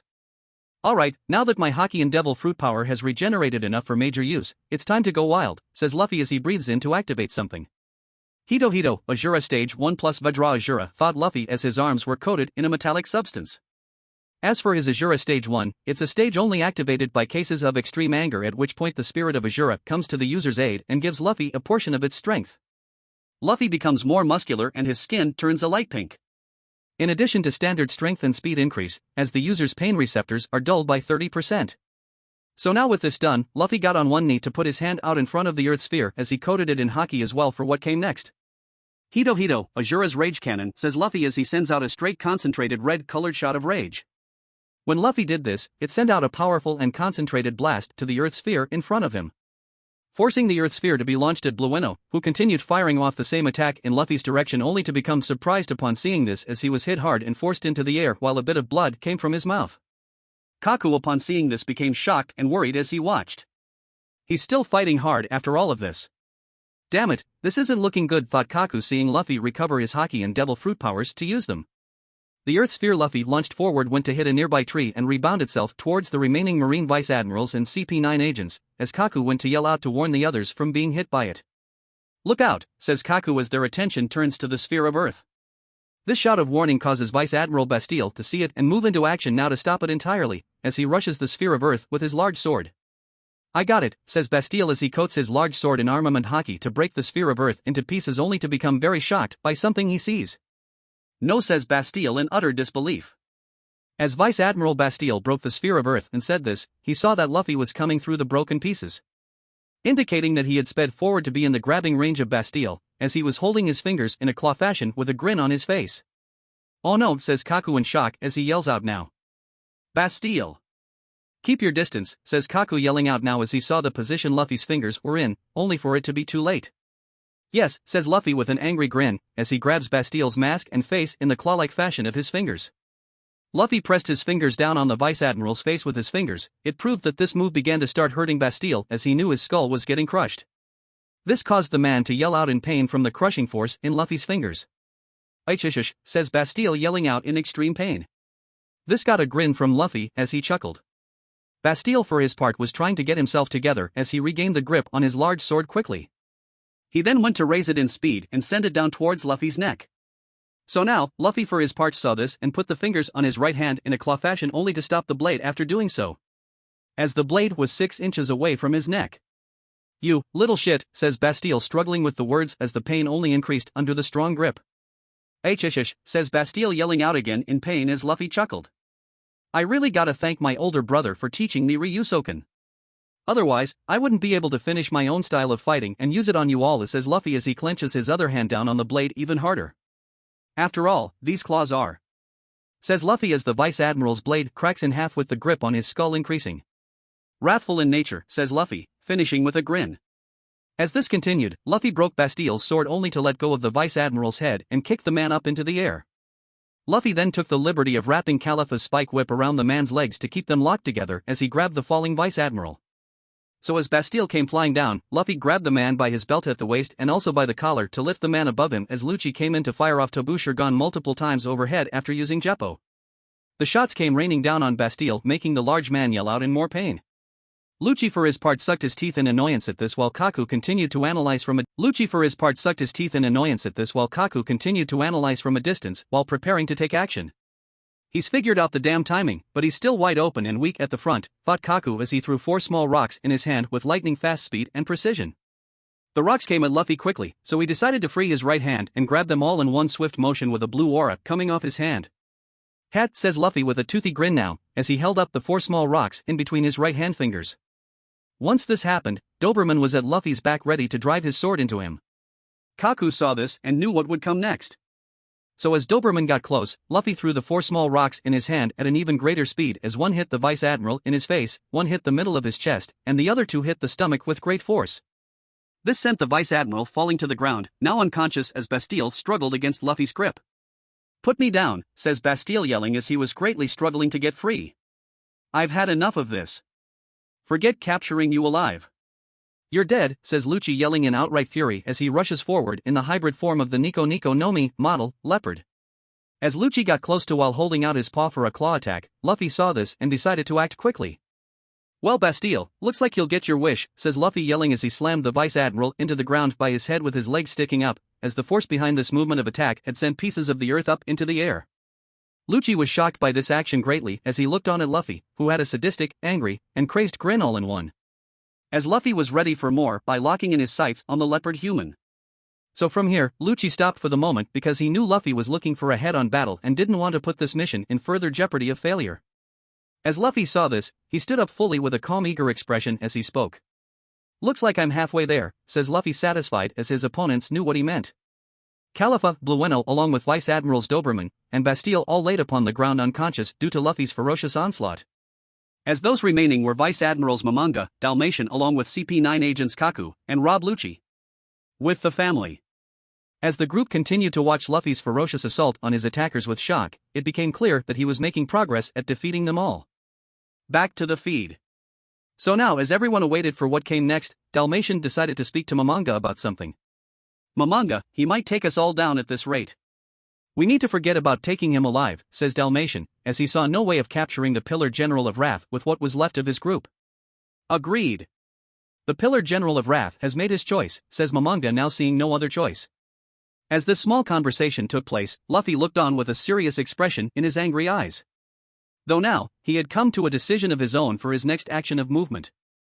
Luffy had turned his body and proceeded to run past Kaku at tremendous speed, so much that it surprised the man. He can still move at that speed, thought Kaku, who was shocked as he gave chase. Luffy then proceeded to increase his speed and take off on all fours, jumping on and across tree branches, to hanging off the body of trees while making it hard for Kaku to keep up with the pirate. As Luffy continued to do this, he began using his legs to run again as Kaku's confidence in this fight was starting to drop by a bit. He should be completely worn out by now, but somehow he just keeps fighting and winning. It's unnatural, it definitely doesn't feel like we're fighting a human, thought Kaku as he continued to give chase. More so like we're fighting something demonic, thought Kaku, still giving chase while becoming increasingly frustrated as Luffy turned his head to yell out something. Hey Lucci! Fight me one-on-one, you spineless feline, says Luffy yelling out. This being said by Luffy causes Lucci to get a murderous look in his eyes and growl as veins pop out all across his face from clear anger. You asked for it, says Lucci, now intent on hunting his prey, as Dalmatian yelled out. Stop Lucci! He's only baiting you. He wants you to take rash action, says Dalmatian, trying to rein in the Cypher Pole agent's anger, as Momonga speaks. He's right, not to mention they're almost in position, says Momonga as he looks on with his sword at the ready. As these words were said by Momonga, Luffy comes back into the area only to drive his right hand deep into the ground below him and pull out a thick tree root. As he did this, Luffy pulled on the root more for it to come out of the ground violently as the hard ground was being broken apart. The tree root proved to stretch all the way back over to the group of three and surround them while giving them no chance to act. What the yes, says Dalmatian, extremely confused at this. Once this was said by the Vice Admiral, Luffy used the confusion to move in swiftly and attack as he sent a strong kick to the area under Dalmatian's chin, and a hard one at that. This swift attack made on the Vice Admiral forced him to fall to the ground, now unconscious. As this happened, Luffy landed on his feet once again with a grin as he spoke. I honestly didn't think you'd be as dumb as they say. But then again Lucci, you were always like that. You have power but not the IQ to wield it, says Luffy as he continued with a grin. I will murder you, says Lucci, growling out in anger until Momonga spoke now. Out of the way. They are all in position, says Momonga, getting Luffy's full attention at this, as he continued to speak. Now, fire, says Momonga, yelling out while surprising his opponent. Luffy noticed with observation haki that there were Marines positioned in the tree line near him with Gatling guns, all aimed at his position. So as the guns sped up, they soon started opening fire at Luffy, who had decided to run with the purpose of evading the bullets' firing range. So as the bullets kept coming and with Luffy running to the side, the trees near him were cut down due to the rapid shots being fired in his direction. Though now, Luffy had decided to use his current predicament to his advantage. So as he kept running, Luffy noticed Kaku was some feet ahead watching. Though now, the man himself was a bit surprised when Luffy started moving the firing range of the bullets towards him now. The Marines noticed this and had to stop firing due to seeing Kaku in the way, as Momonga yelled out again. Kaku! Get out the way! You're in their line of fire, says Momonga, yelling out to the man only to be too late. The moment Momonga said this, Luffy had begun to catch up to Kaku, who had started running away to get out of the line of fire. So naturally, Luffy was on the man's tail as he also decided to speak. Hey, what's the matter, Kaku? We were close just a second ago. It's not nice to run away from your objective now. I'm gonna be all over you, says Luffy with a grin as he runs down Kaku. I can't shake him, thought Kaku, seeing there was no way of evading Luffy. Momonga looked on with gritted teeth, not liking this at all in the slightest as he spoke. This isn't good. With Kaku in the way they won't be able to get a shot, says Momonga, now seeing their current disadvantage, as Luffy was close on Kaku's trail and didn't want his men to hit the CP9 agent. As this was spoken by the Vice Admiral, Luffy decided to raise his fist with red energy surrounding it as he decided to unleash wild punches with precision behind every blow. Hito, Rage Assault, says Luffy as he covers his hands in rage and unleashes wild and unending punches at Kaku. Tekai, says Kaku, as he quickly hardens his muscles to the level of iron, in order to nullify damage taken from Luffy's attack. So now, Kaku was taking all the punches Luffy was giving him by raising his forearms in defense with this technique, so his face wouldn't be hit. Our formation is completely busted. And if it goes on like this, he'll be able to get away, thought Kaku with gritted teeth. As he had this thought, the one thing he had noticed about all of this was the red energy of wrath surrounding Luffy's fists. It was starting to burn through the clothing surrounding his forearms, and along with this, the weight behind each punch began to increase along with the increase in speed. Kaku knew this wasn't good because the punches were starting to break through his iron body technique, as he was now taking punches to his face and was bleeding a bit, so now he decided to act and try offense against Luffy in aggravation. "Damn it all," says Kaku as he grabs Luffy's right fist that was coming at him. "I refuse to be a punching bag. I rather fight until the dash," says Kaku in anger, as Luffy's left fist came in quickly to break the man's long nose while sending a devastating blow to the man's face that sent blood everywhere as Luffy continued his onslaught with a grin. "Yeah. That's the spirit. You've got lots of stamina, don't ya? Then keep on fighting," asks Luffy with a crazed look in his eyes as he kept sending punches to Kaku's face, as it already proved Luffy had beaten him but still kept going in for ferocious attacks. With the family. By the point, some who were watching got a cold chill up their spine at the overkill Luffy was dishing out on Kaku's face. "Talk about being brutal. Damn," says Snack, seeing this take place with wide eyes. "Yeah," says Poor, his older sister with wide eyes of her own. With this being said by the two siblings watching, some of the younger and weaker siblings of the family made a mental note to never get in a fist with Luffy. As this footage proved, Luffy could be brutal in terms of physical combat. Back to the feed. As this happened, Lucci near Momonga was frustrated beyond all sanity now as he spoke. "I've had enough," says Lucci with a vein popping out on his forehead, as Momonga turned to him. "Don't do it. He's only baiting you into a trap," says Momonga yelling. "So what? The plan didn't work. I'll kill him and Kaku, if that's what it comes down to," says Lucci yelling in outright anger as he takes full beast form turning into a leopard. Lucci then proceeds to take off in speed after Luffy and Kaku with the intent on killing them both while not being able to see reason. "This ends now," says Lucci as he goes in for the kill now with his claws ready to strike. "With the family. That's not gonna end well," says Katakuri seeing this. "Oh? And why?" as the dash begins prowling, only to stop mid-sentence as she comes to a conclusion as she spoke in a deadpan voice. "Observation Haki," asks Praline, knowing how her older brother could sometimes abuse it. "Observation Haki," says Katakuri nodding. Back to the feed. As this was said by the man, Luffy decided to stop his assault on Kaku and turn to Lucci only to avoid a left paw attack from the leopard human. With this done, Luffy responds by coating both of his hands in a blue aura only to send his right hand in for an attack at Lucci's face in the form of a closed palm attack. The strike hits dead on Lucci's face, making blood go everywhere from his mouth as his head is thrown back a bit by the force of the blow. "Gra," says Lucci, spitting out blood as his head was sent back, though he also noticed that the strike made him revert back to his hybrid form. Luffy then proceeded to surround his fists in more of the blue aura, only to go in for a wild and brutal attack on Lucci. "Fist of flowing water, crushing rock, high tide," says Luffy as he begins his assault on Lucci. Bam bam bam bam bam bam bam bam bam bam bam bam bam. This was all that was heard, the thunderous strikes in Luffy's lightning fast punches that were sent to Lucci's abdomen while air was being pushed out from each blow. The strikes themselves were so strong that with each punch, Lucci was sent up in the air a bit while off his feet. The man spit up more blood along with now having possibly a few broken ribs along with a number of other injuries. So as this continued to happen, Kaku was struggling to pick himself up to fully stand while making Luffy turn his head with the wide eyes of a predator. So now, Luffy had his attention towards the man as he rushed over in speed with red energy surrounding his elbow for an attack. Hito, raging elbow," says Luffy as he rushed in to send his attack at Kaku's abdomen while making wind get kicked up from the speed of the blow. This quick and hard blow sent Kaku flying back, only to hit a tree behind him as the impact made him spit up blood as well while putting him in more pain. "Blag," says Kaku spitting up blood with wide eyes. As this happened, Kaku was sliding down to the ground slowly with his back to the tree only to fall on his butt and fall unconscious.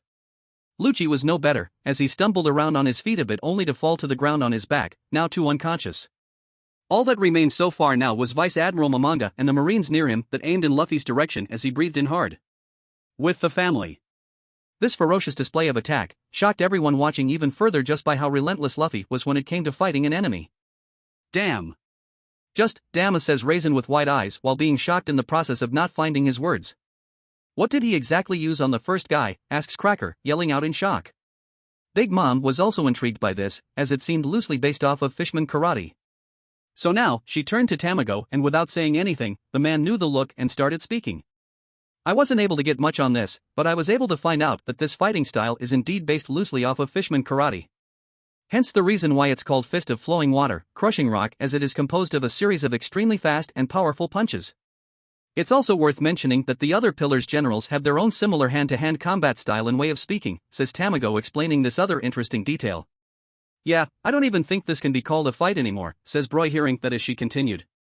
Luffy's just utterly destroying them, says Broy, finishing up with wide eyes, as she was shocked by the devastating blows her nephew had dished out. It's not just his devil fruit and haki that's strong, but just the overall ferocity in the style of fighting he displays in a battle along with his strategic thinking.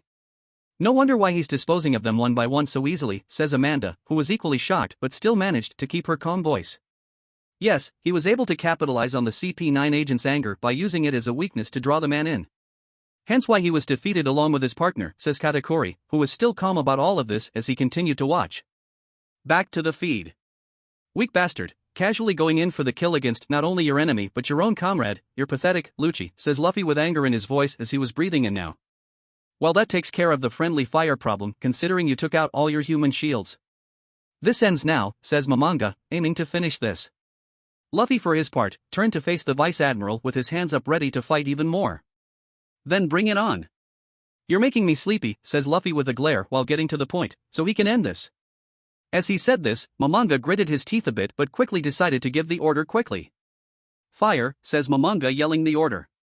With this done, the Marines near him sped up their weapons to open fire on Luffy fully. So in response, Luffy decided to use elemental haki in order to avoid the bullets from injuring him, as his kanji tattoo for ice glowed purple only for him to speak now. Ice-style haki, passing frost, says Luffy as he creates ice around his hands, and begins to move them around in front of his body.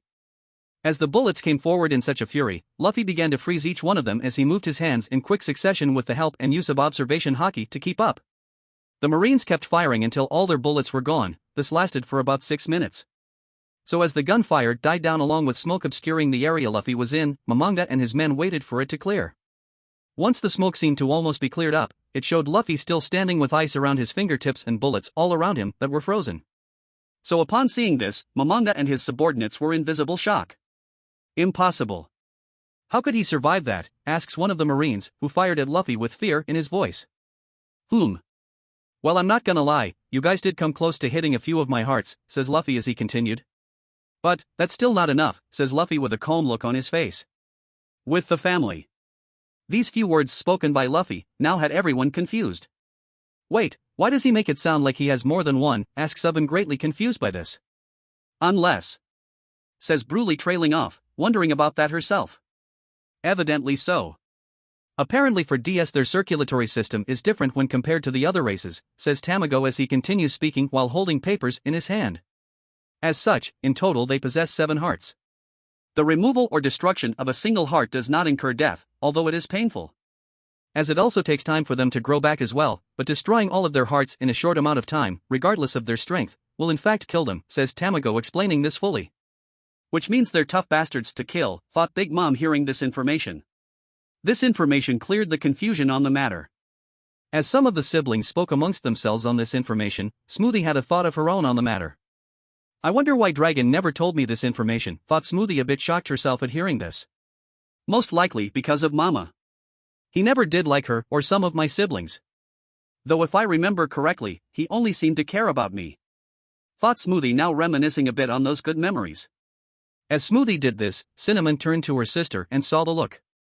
So Cinnamon decided to put a hand on Smoothie's, for which she got her attention as she now went to whisper so only they could hear what she was gonna say. Stay in the present, sister. Stay here in the now for Luffy, and not in the past, says Cinnamon with a small smile, which causes Smoothie to nod. For Cinnamon, she knew it wasn't good for her sister to dwell on the past. Smoothie knew that too, but for her it was kinda hard not to think about those good times leading up to Dragon's abrupt departure in the way he did so. So upon hearing this, she nodded while taking the advice to heart as she went back to continue watching. Back to the feed. As Luffy said this, a wave of energy overcame the Marines present with Momonga that made them foam at the mouth while losing consciousness and falling to the ground. It also cracked the ground a bit around Luffy's feet and splintered some trees. Momonga knew that this was Conqueror's haki, as he was now the only one left standing. Now, both Luffy and Momonga stood in place, as Luffy was the first to speak and ask a question of his own. Well, Momonga, considering now that it's just you and me that's still standing tall. Tell me, are the Marines only hunting after myself or are they hunting after the other pillar generals? Asked Luffy, being calm about it. I think you already know the answer to that. The Marines and world government have made it their top priority in seeing you dead or captured along with your colleagues. We only got lucky today because you were injured from your previous battle hours ago, says Momonga with narrowed eyes. Ha ha ha ha. I guess you regret it now, huh? Today just proved that you and CP9 aren't ready to face me, says Luffy, being arrogant while making Momonga grit his teeth, as he continued. Not how you saw this ending, is it? Asks Luffy, mocking Momonga with his earlier words. Momonga was silent at this, as he looked on. If we're being honest, you should have called in someone like an admiral or at least a capable warlord. If even one of them had joined you in this battle, things might have turned out differently, says Luffy, as Momonga was gritting his teeth in full outright anger at this. Shut your mouth. I refuse to have you bad-mouth the Marines. And I refuse to be looked down upon by a brat like you, says Momonga as he readied his sword with Luffy looking on calmly. It was at this point that Momonga decided to rush forward in speed towards Luffy, as the pirate himself continued to look on calmly as he spoke.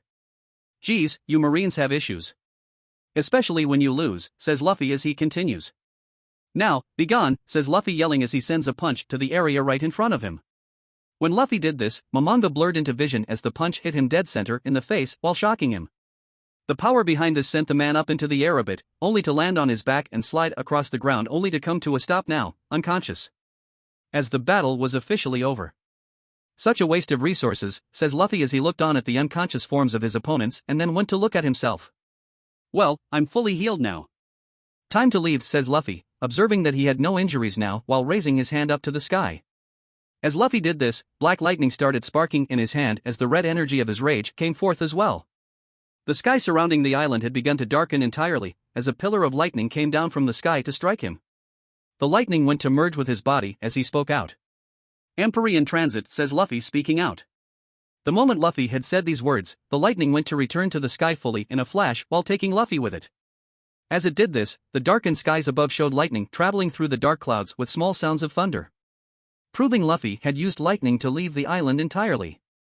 End video feed. With the footage now over, Tamago decided to speak out. That's the entire footage. After that the reports say he escaped entirely and disappeared, only to reappear in his first bounty, says Tamago.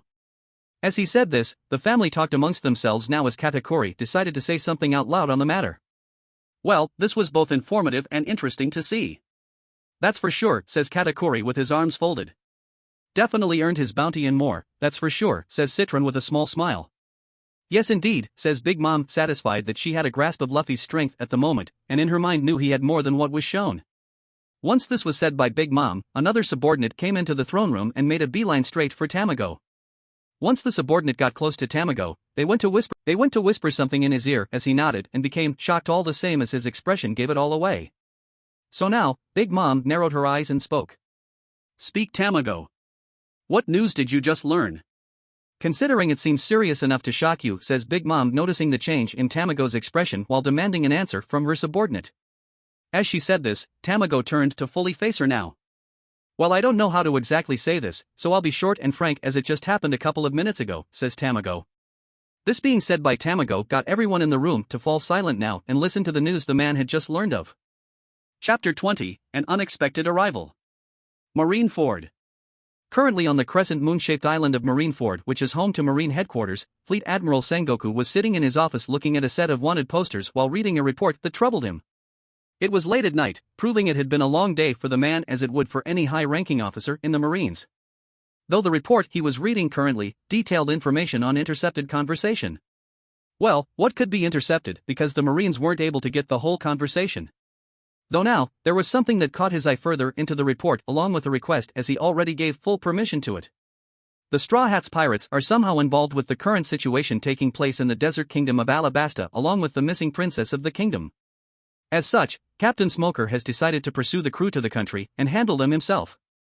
It's also worth noting to the Fleet Admiral, Sengoku and the higher-ups of the world government that the 9 demonic pillar generals may be reuniting in the desert kingdom at some point. But it's mostly speculation at the moment due to not having concrete information on the whereabouts of the other pillar generals.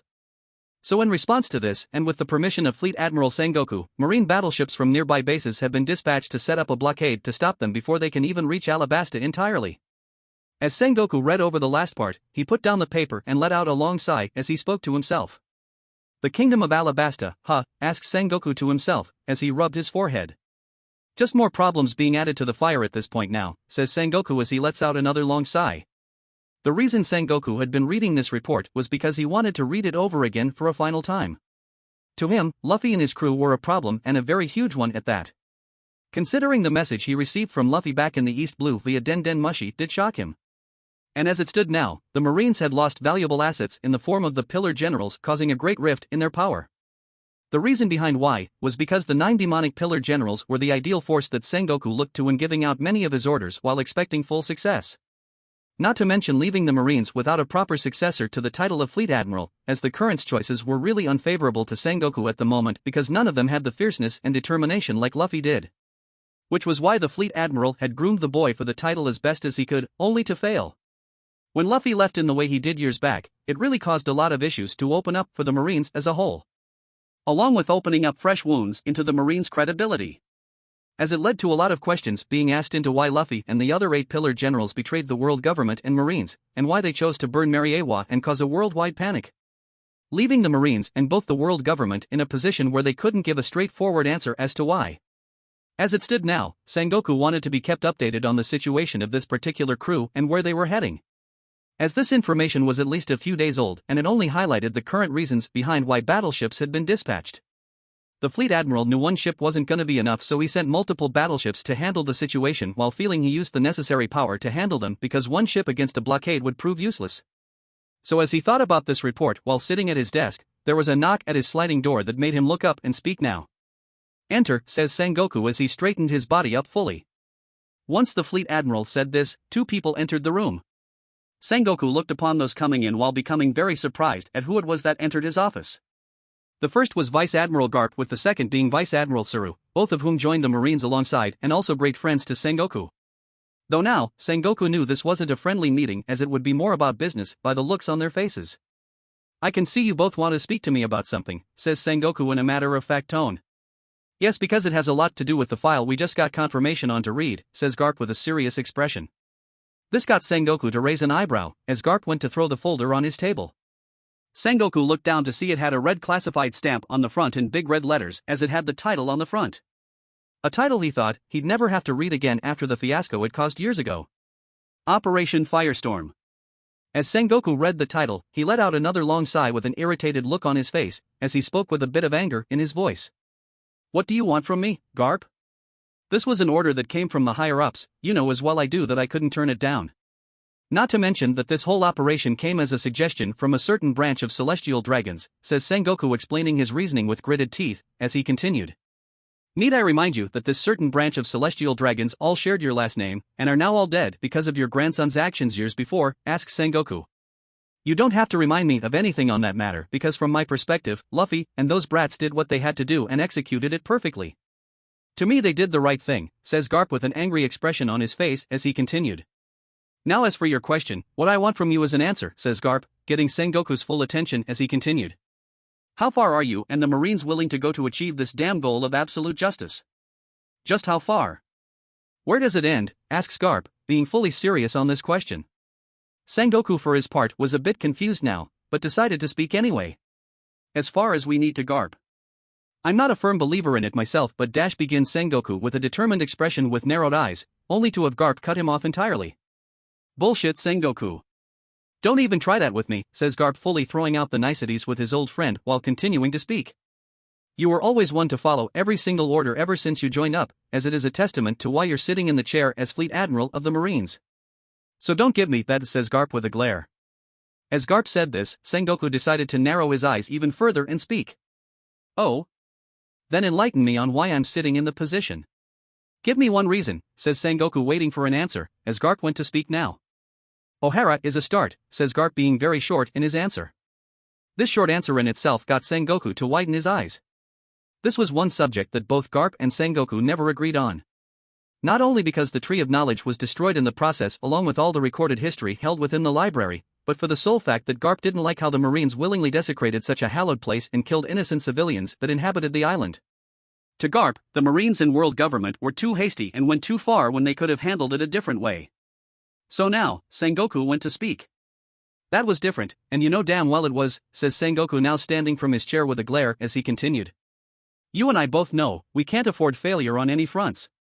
This operation on my desk would have solved a lot of problems despite the methods," says Sengoku, explaining his reasoning. "And we both know it wasn't," says Garp, walking up to now be in Sengoku's face as he spoke now.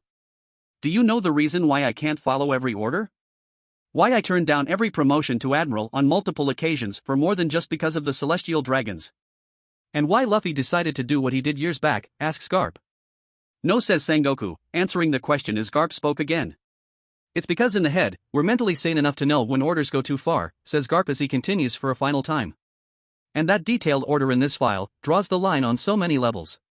In all honesty, Sengoku, you've fallen low. Very low to agree with such an operation like this, says Garp finishing up now. Well, unlike you, Garp, I did and will do what's necessary. Which is why, I am the Fleet Admiral of the Marines, says Sengoku with narrowed eyes on the matter, as Garp spoke. That's already been made clear, says Garp with narrowed eyes of his own. As this was said by Garp, Sengoku didn't back down from the glare he was receiving from the man. At best, it seemed like the two were close to fighting physically at this point.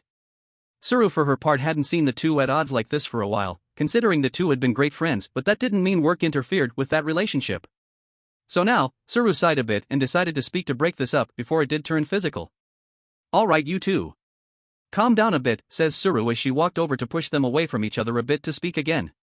Now Sengoku, who else exactly knows about this operation, asks Tsuru who wanted an answer to this question. Once this was said, Sengoku took a deep breath and exhaled before speaking to answer the question. Besides the 5 elders, the 9 demonic pillar generals, myself, and you two included. Only Akiji, Kizaru, and Akainu know of this, says Sengoku answering the question, as he continued speaking. Akiji didn't like it from the start just like the pillars generals did.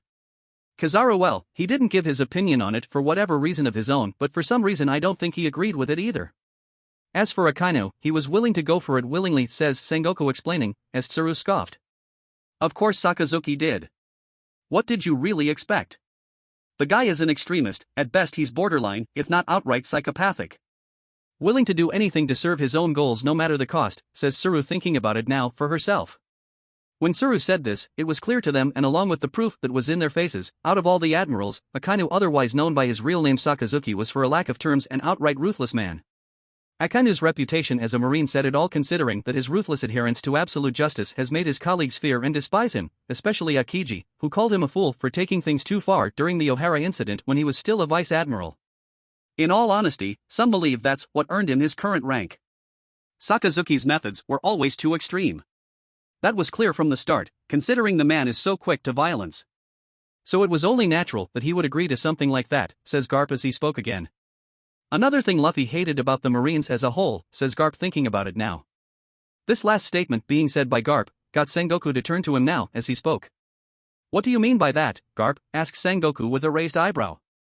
Once Sengoku asked this, Garp and Tsuru looked at each other with confused looks and then back to the man as Tsuru decided to speak now. I'm surprised you don't know. Considering Luffy held extreme hatred for the man, and openly at that, says Tsuru remembering it now. It was a known fact in the Marines that out of all the admirals, Luffy hated Akainu the most and for good reason. As Luffy in the past may have been trained by the admirals individually for a short time along with being trained by Garp and Tsuru mostly, and Sengoku rarely, but it was clear the hatred for the man was always present.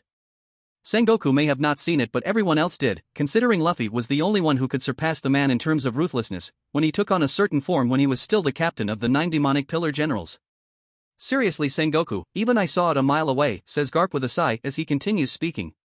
If you think about it now, it's not really all that surprising considering that Luffy played the world government and Marines into thinking he would be a loyal asset to their goals, when in actuality he was using us to get power and information, says Garp as he continues further.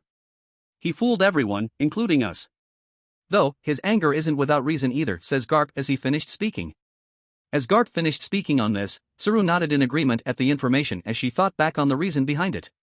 So when Sengoku heard the last bit of that, he decided to speak again only to be interrupted by a voice yelling out. Fleet Admiral, sir, says a marine yelling as he came into the room, and went to salute the officers in the room before him. It was clear that the man was out of breath from what seemed like the after result of running. So as this happened, Sengoku went to speak calmly. Calm yourself, soldier. Catch your breath and then speak, says Sengoku, giving the man advice. Sir. It's urgent news from the New World. News that you need to hear, says the marine catching their attention as Tsuru spoke. Elaborate, says Tsuru. The marine breathes deeply and begins speaking, giving the shocking news. With the Straw Hats. Currently with the crew, mostly everyone was asleep except for Luffy, Ju, Agni, Inosuke, Alize, and Akino. They were all sitting on the main deck while sitting around a small fire pit that Agni had set up on the ship for a night like this. as they were enjoying the night by drinking and trading stories. Wait, you actually dared Ju to do that? Asks Inosuke laughing as he had a bottle of sake in his hand. Damn right I did.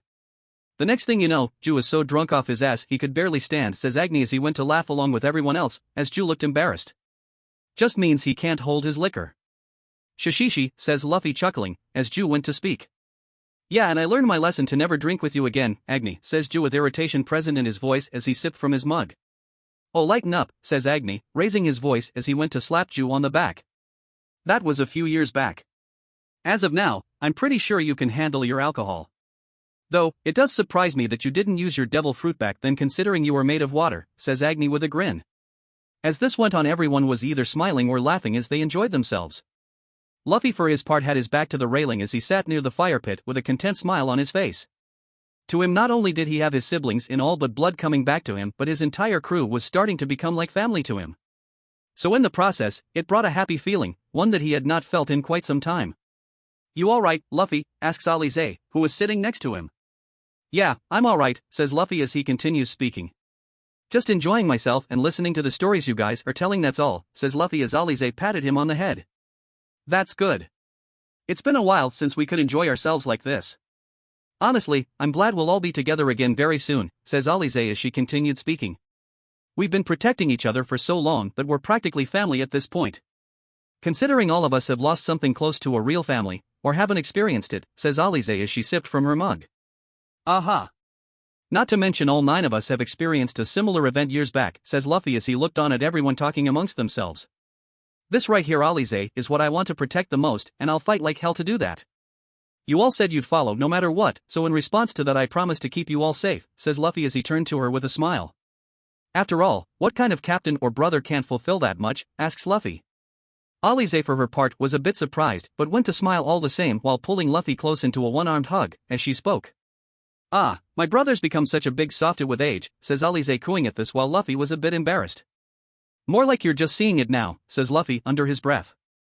As this went on with the other enjoying themselves, it seemed like it was going to be a quiet night until they all felt a strong presence in the air through their observation haki. Upon feeling this strong presence, they all stood up at attention now. Luffy, says Agni, a bit shocked now. I know, says Luffy feeling it himself. I felt something like this before, but why does it feel stronger, thought Luffy sweating a bit. The next thing that happened was that the ocean around them started to get rough as well.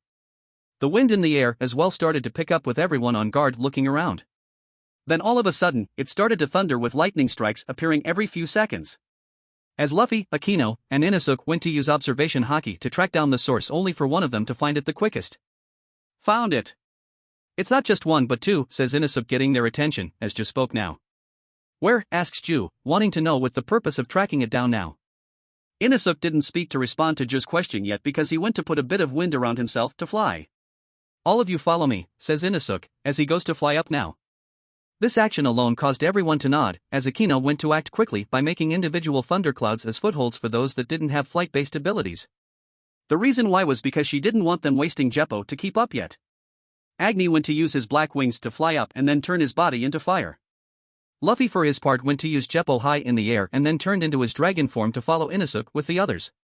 A few minutes later, in the skies above, Luffy and the others were flying to track down the source of the strong presence. So now, Inosuke stopped flying and used his wind to stay in his spot in the sky as everyone caught up while at this point having their haki and devil fruits activated fully. So now, Luffy decided to speak. Why did you stop? Asks Luffy in dragon form. Because the strong presence will pass through this area. No matter how we see it, they'll sense us considering this presence seems to be new world level, says Inosuke. Once Inosuke gave his reason, Luffy nodded and looked forward once more. As they waited, the thunder seemed to get louder along with the amount of lightning strikes became more frequent along with being more violent. As they looked forward, they could see the outline of something very large and very long with something else flying next to it that had a glow. So as they continued to look on, a blue claw began to stretch itself out of the darkened clouds as a second one with it did the same. The snout of the creature along with its mouth blew out steam as the rest of its head descended a bit to be at a level with the crew. Only to make the clouds disperse a bit around to reveal a very large dragon, for which everyone knew exactly what this was. Just as I thought, says Luffy now worried and fully on guard.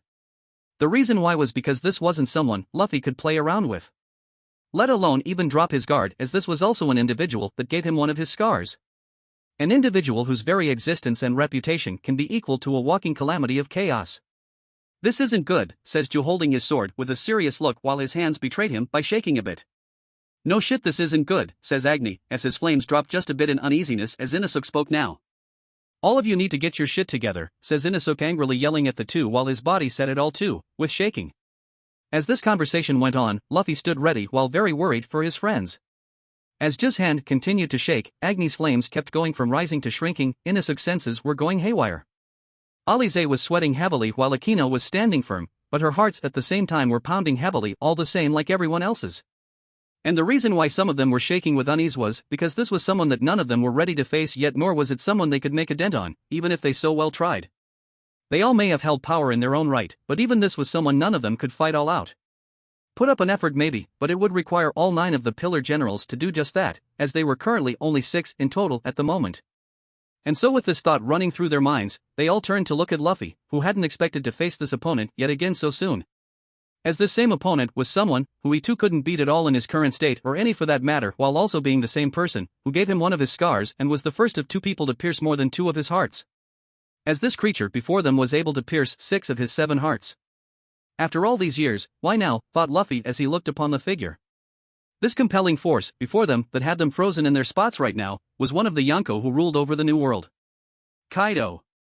Chapter 21. The night it started to rain fire and lightning. It was clear how dire the situation was. As Luffy and his fellow pillars were now in the presence of one of the Yonko of the New World. Known as Kaido.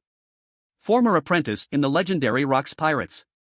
Now the king of beasts and strongest creature in the world due to being a merciless, aggressive, and confident warrior who never misses an opportunity to gain an advantage in war. Alongside now being the governor-general of the extremely infamous and powerful pirate crew known as the Beast Pirates that currently occupy Wano country in the New World. Which meant in terms of strength on both land and sea, coupled with air superiority, Kaido was a living catastrophe. Alongside this, being a beast who only craves excitement and chaos. Prepared to start the largest war in the world because he feels that it's too mundane. Something which all of the pillar generals had realized by now. Considering they fought the Beast Pirates countless times. As the Nine's first encounter involved fighting the Yonko crew, and witnessing the battle between their leader and Kaido years before during the battle that was later named Ice Dragon Festival. Due to the untold amount of destruction laid upon the island. Though as of now that wasn't the only thing on their minds. As each of the generals were overtaken by thoughts of concern on why he was here alongside one of his 3 all-stars. While at the same time, trying to suppress the overwhelming feeling that took over in their bodies. Why won't my hand stop shaking, thought Ju in a panic, as the hand for which he held his sword had continued to shake. My flames, they continue to dim, no matter how much I try to keep them ignited in a fiery, but, wait, thought Agni in a very concerned state of mind, as he gritted his teeth at this occurrence laid upon his own powers. My senses, along with every bone in my body, is telling me that this is a superior beast. One that I can't even challenge, so why can't I move my legs, thought Inosuke with wide eyes, as his body was frozen on the spot with the wind around his body still continuing to flow in a stable current. As long as he's in that form, no. No matter if he's in that dragon form or not, my fox form still wouldn't have an effect on him, thought Alize with slightly raised eyes, continuing to sweat profusely. My heart, it won't stop pounding. I need to move, I need to do something, thought Akino standing firm, as she brought a hand up to grip hard at her black Haori due to the odds before her and everyone else looking very dire and unfortunate. Something that of which Luffy took notice of right away. As he saw that his siblings in all but blood were frozen on the spot at their place in the sky. Which led Luffy to look back at the hulking dragon form of Kaido, who was gazing upon him with what looked to a glare. Leaving Luffy in a state where he was gritting his own teeth, while still maintaining the dragon form of his own. Having a few thoughts of his own on the situation before him, which would inevitably lead to a battle. Not good. Not good at all. Thought Luffy in a calm but rushed manner, as he continued to dwell further into his thoughts. I may be at New World strength in some areas, but not all around. As I still haven't had enough time to fully grasp things in the way that I wanted to, thought Luffy, clicking his tongue now, as he looked towards Kaido. Even in a head-on battle, in the sky, on land, and at sea. It'll only end with the same result as last time. In utter defeat. Due to head-on physical attacks having little to no effect, thought Luffy, as he went on further. So the question is, what do I do, thought Luffy, now finding himself at a loss at what to do moving forward. Which was why before he could continue delving into his thoughts, Kaido decided to speak in the thunderous, and also very booming voice of his dragon form. Well brat, it looks like we met yet again.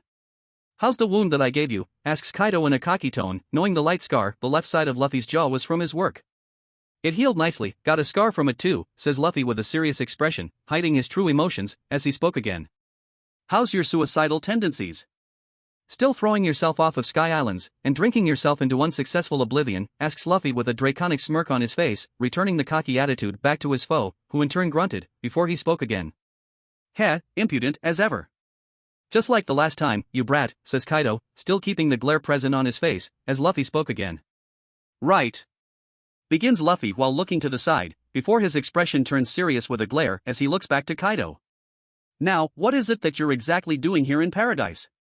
Considering there is literally nothing out here that interests you, or satisfies your desire for excitement and chaos, says Luffy, speaking in a calm tone, deciding to point this out while maintaining his less than thrilled exterior. Oh, I believe there is, begins Kaido, before continuing to speak. Considering you already know why I'm here. As I intend to finish what we started, brat, says Kaido, sounding very determined while final on his words. Forcing Luffy to look on for a few moments in contemplation. As he looked to the area far ahead, noticing very large rock formations that were standing tall in the ocean. While also being near a small uninhabited island. Perfect for him to battle this beast. Which was why Luffy looked back towards Kaido in order to speak 4 words that would determine where the battle would start. And if I refuse, asks Luffy with a serious expression on his face, replacing his glare as he spoke with curiosity in his voice, which was an indication that this battle was going to take place. You don't have a choice in the matter, boy, says Kaido, shouting in a great fury now. As he began to move forward in order to attack Luffy, who had turned and flew off quickly. Leaving the draconic beast of a Yonko to follow after him, as the other pillar generals decided to look on and watch from their position in the sky. Finding it better for their leader and captain to handle this one. As it was better that way instead of potentially getting in the way. While also making sure that no one interfered in this battle. Which was exactly why they had all turned to another, who had accompanied Kaido all the way here. As the appearance of this individual had represented that of the full transformation his devil fruit had given him. A full Pteranodon. This was King. Current wielder of the Ryu no MIModel, Pteranodon, and one of the 3 all-stars within the beast's pirates. Which were Kaido's 3 closest confidants known as the Disasters, due to their respective epithets corresponding to the types of calamity they bring. As King was particularly known publicly as King the Conflagration, due to being capable of generating fire. Along with this, out of the 3 Disasters, King seemed to be the most serious and most competent of them. Though there was also something else about King in general that was unique. Something that all the pillar generals had immediately recognized from so many previous encounters during their service to the world government and the Marines. That both Agni and King were a part of the same race. As many of those within the Kagutsuchi Dia family had majorly taken on the trait of having large, feathery black wings as well as having flames at their back at all times. Leaving them to be something akin to mixed bloods, or purebloods from certain people's perspectives. Alongside this, it was publicly known that King, and respectively Agni's tribe through direct and ancestral connection were thought to be otherwise extinct at this point. Though the same couldn't be said for the side of Agni's family that translated to his D lineage. Which was also practically scattered across the world like the rest of the other families within the clan of D. So when both fighters met on the battlefield, it was crystal clear that neither of them were very thrilled to meet each other. As they had many reasons of their own behind why, alongside being enemies adding to that list. Which was why currently, both Agni and King were staring each other down with glares. Waiting to see who would make the first move, as King flapped his wings a bit harder. Leaving Agni to put a hand on his katana, as his long hair began to overshadow his eyes. Leaving only the sound of wind to take over the skies, as they have been doing since the beginning. Before King made an attempt to swiftly fly past them in order to watch the battle from a closer point of view. As he was immediately stopped by the pillar generals, who had immediately used sorrow in order to block his path. Causing them to stare down the Pteranodon, as all 5 of them had a hand on their blades. Ready to move at a moment's notice, if King were to try anything once more. Humph. You brats really do annoy me. Especially the orange-haired disgrace in your crew, says King, speaking with venom in his voice as he referred to Agni, whose flames started to rise a bit at such a comment. Do you all really think you have enough power to keep me here? Let alone take me on, asks King in a serious tone of voice, making his question sound as if he were looking down on the 5 before him. Which is exactly what the 5 pillar generals before him took it as. But didn't take it personally at all. Considering they had heard those words countless times due to their shared past serving under orders from the world government and Marines. Leaving this to be exactly why, Ju decided to speak now in order to respond to such arrogant words from King. Don't get cocky. We can, and will keep you here, says Ju, speaking in a serious tone that matched his hardened glare, as he'd put emphasis on a single word. Honestly, it's not a matter of fighting you. It's a matter of ensuring that you stay out of this battle between our captain and your Governor-General Kaido, says Alize, calmly speaking with a shrug in her shoulders, all the while looking too relaxed but at the same time also very much in a position where she could strike out at a moment's notice. So, you're assuming that I would try to interfere in this battle, asks King, whilst narrowing his eyes now at such a subtle accusation. It's the most logical choice of action for us, begins Inosuke, being very clear with his answer as he let out a sigh, before continuing to speak. After all, you're the only all-star from the Beast's pirates who seems to have enough balls to act on your own, says Inosuke, now making his point very clear to King now while deciding to throw in a small jab. Which causes King to let out a small chuckle that confused the five in front of him. Finding Inosuke's words to be somewhat amusing to him, due to his current situation placed within front of him.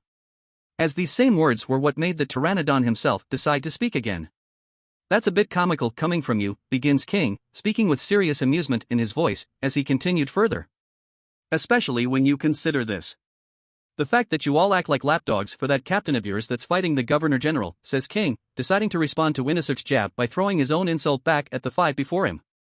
Yes, it is a bit comical. Quite amusing, I would dare say, begins Akino, sounding as if she were agreeing with the man, as her siblings looked to her quietly. Though the one flaw within your words is that you said we act like his lapdogs. When on the contrary, we are nothing close to being such a thing, says Akino, still keeping her calm voice, as she now decided to vigorously glare down upon King while speaking again. Luffy put his trust in us to keep you here, and we were gonna do just that. Whether you like it or not, says Akino with finality in her tone. Leaving lightning to start dancing upon both her skin and along her hair.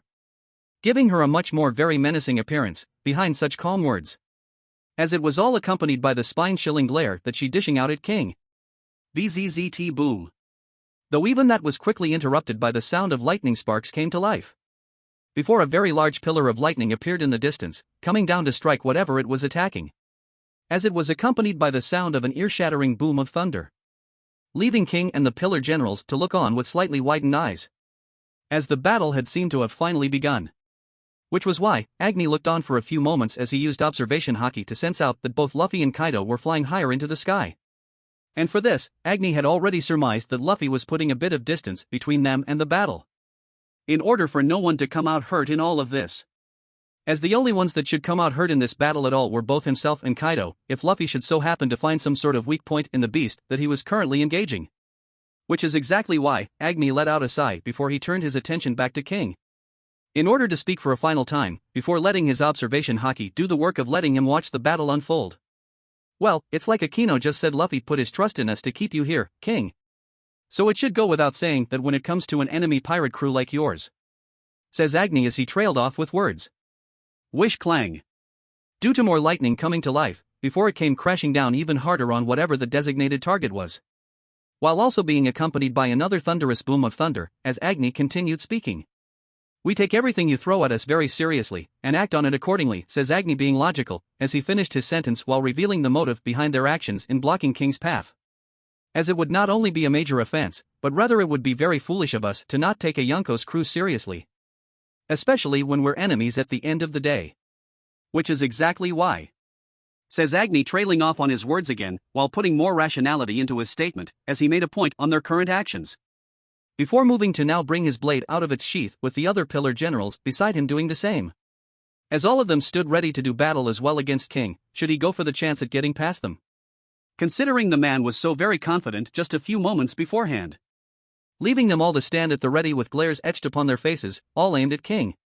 Who was looking back at all five of them. As his expression told that he was not so very thrilled either, especially sat such a display before him. Only for this same distaste to grow substantially. When Agni spoke 5 words that would finish his sentence, but would also determine the magnitude of the situation placed before King. We shall be your opponents, says Agni with determination in his tone, now awaiting a battle alongside his friends. As Luffy was attending to his own. With Luffy and Kaido. To say that Luffy was having a small problem would be an understatement. As not only did a major threat from the New World appear before him, but it had to be Kaido of all things. The beast, who had fought his grandfather alongside a few major figures from his former crew, who now presented a major threat to the current function of the world. The very same beast who was responsible for giving him one of the scars that was etched onto his skin. And the very same Yonko who Luffy had fought both tooth and nail with all of his strength in order to defeat him, but never even come close to doing so while somehow managing to entertain him, had come to finish the fight they had started. Though this wasn't what was majorly on Luffy's mind currently. No, what was on Luffy's mind currently was the difficulty placed before him in flight, which was presented to him in the form of heavy, dark clouds that had caused him to slow down a bit from flying at high speed, giving him only one option, which was to fly a bit slower and work his way through the clouds. As lightning and thunder came to life everywhere, with Luffy keeping his eyes out for Kaido in all of it. As the reason behind why he took off so quickly for Kaido to follow him away from his crew, and so that he could fight at all-out strength in order. Due to some of the attacks he had in his arsenal being a bit too devastating, alongside some being capable of changing the landscape of a battle, precisely his elemental haki alongside the Logias in his possession as well. So with this being said, as Luffy was working his way through the storm of clouds, lightning, and thunder, he had come to the decision to fly high up into the air. Now going for the chance to obtain capacity speed in order to get where he was going. As he felt the air getting thinner the higher he climbed. Though not before reaching his destination, which was above the sea of darkened clouds. In order to see everything clearly, as the moon was ever high, and ever so vigilant in the sky. As it appeared to be in the waxing gibbous stage of its cycle, providing Luffy with a clear answer that he wouldn't be able to use a certain form. Making Luffy click his teeth as he looked down at the clouds beneath him for a few moments. Waiting in serious anticipation for what was to come. Flare whoosh. As the sound of fire came to life, making Luffy move out of the way. Due to Kaido's dragon form bursting out of the clouds while still exhaling fire in a large torrent of flames. Causing Luffy to now fly off at a quick speed, as Kaido was breathing the flames in his direction right behind him. Leaving Luffy to feel a bit of the immense heat of the flames, even though they had not touched him. As his scales and the fire placed upon his dragon form were doing the work of combating this problem. Before Luffy quickly decided to make a brisk and swift turn upwards once again. Deciding it best to go up further into the air in order to maintain capacity speed. As Luffy's actions of evading proved to further annoy Kaido as he finally stopped the flames and went to dive back down into the clouds beneath. Giving Luffy his chance to slow down and fly back just above the sea of darkened clouds. Contemplating whether it was best to even pursue his target or let them come to him. Though with this one thought coming to mind, another behind it came just as quick as the first. Which caused Luffy's whole damn to now be one of panic, as he had one final thought. Shit. He's heading for the others in order to draw me out, thought Luffy in his panic state. Now deciding to dive down into the storm of clouds while using observation haki in order to track his target and expand his range. With Kaido. If the brat won't come to me willingly, then I just simply have to draw him out, thought Kaido, yelling within his thoughts, as he made his way down through the clouds. And upon reaching the threshold, Kaido in his dragon form came bursting out of the darkened clouds. Now within full view of the sea under him and the sky not taken up. As the Yonko himself decided to look around the ocean with calculating eyes. Before now spotting a small ship that looked to be anchored in the ocean with a familiar Jolly Roger that he had seen in the newspaper just days before. Which left him with a perfect target for drawing Luffy out. Before he had turned to his second option, which was the other pillar generals that were currently engaging King. And all of 5 of them seemed to be holding back the All-Star right where he was. While giving Kaido the perfect opportunity to attack them from behind. Due to the beast having gone unnoticed by the 5 pillar generals, as he had on thought. Perfect, thought Kaido with a dark, draconic smirk as he went to open his mouth. Only to now suck in the air, as a glow of fire was created at the epicenter of his mouth past the tongue. Looking as if it were being charged up in order to gain more attacking power. As the glow became even brighter the longer it stayed in Kaido's mouth. Which forced the pillar generals and King to notice this. Only to turn and see that Kaido was about to launch something at them that made their eyes widen in utter shock. Leaving King himself to immediately bolt to the left and out of the range of the attack. As Kaido was finally ready to release his attack. Blast breath, says Kaido shouting out, as he went to now release a massive heat blast from his mouth towards the 5 pillar generals in his firing range. Leaving this extremely powerful attack to travel towards them very quickly. As Ju, Agni, Inosuke, Alize, and Akino all made an attempt to move out of the range of this devastating blast of fiery heat from Kaido's mouth. Only to find themselves a bit too late, as they could feel the heat etching even closer to them. As they didn't even have a chance to coat their bodies entirely in armament haki. Leaving the odds to be greatly against them in terms of being able to defend themselves. Along with their fate seeming to be already sealed by this one attack. Breath of the Moon, 18th form, second calamitous whirlwind of the Getsuga Tensho, says the shouting voice of Luffy, as he came down from the clouds in human form with elemental sun breather present in his hand under the flesh sword transformation. As Luffy had decided to quickly charge a large amount of haki and demonic energy around the blade, before bringing the blade upward in order to release the attack in a tremendously enormous blast that was sent upward.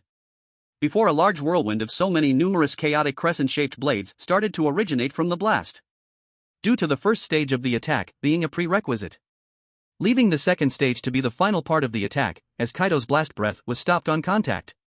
As both attacks now started to fight for dominance, causing Kaido to perk up at such an attack, as King and the Pillar Generals looked on with surprised expressions, giving Luffy the perfect chance to use his Asura's Phoenix mode in order to create wings made of fire and fly over to where his friends were.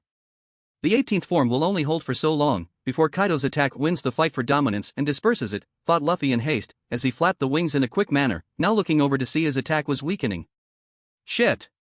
I need to get them out of the way quickly, thought Luffy as he looked back to where the others were, now deciding to use Jeppo in order to descend quickly, as Kaido's blast breath attack was already halfway through the 18th form, not giving Luffy much time to do a lot in this situation, as he decided it best to act on logical impulse, which was exactly why Luffy's next actions were swift and justifiable.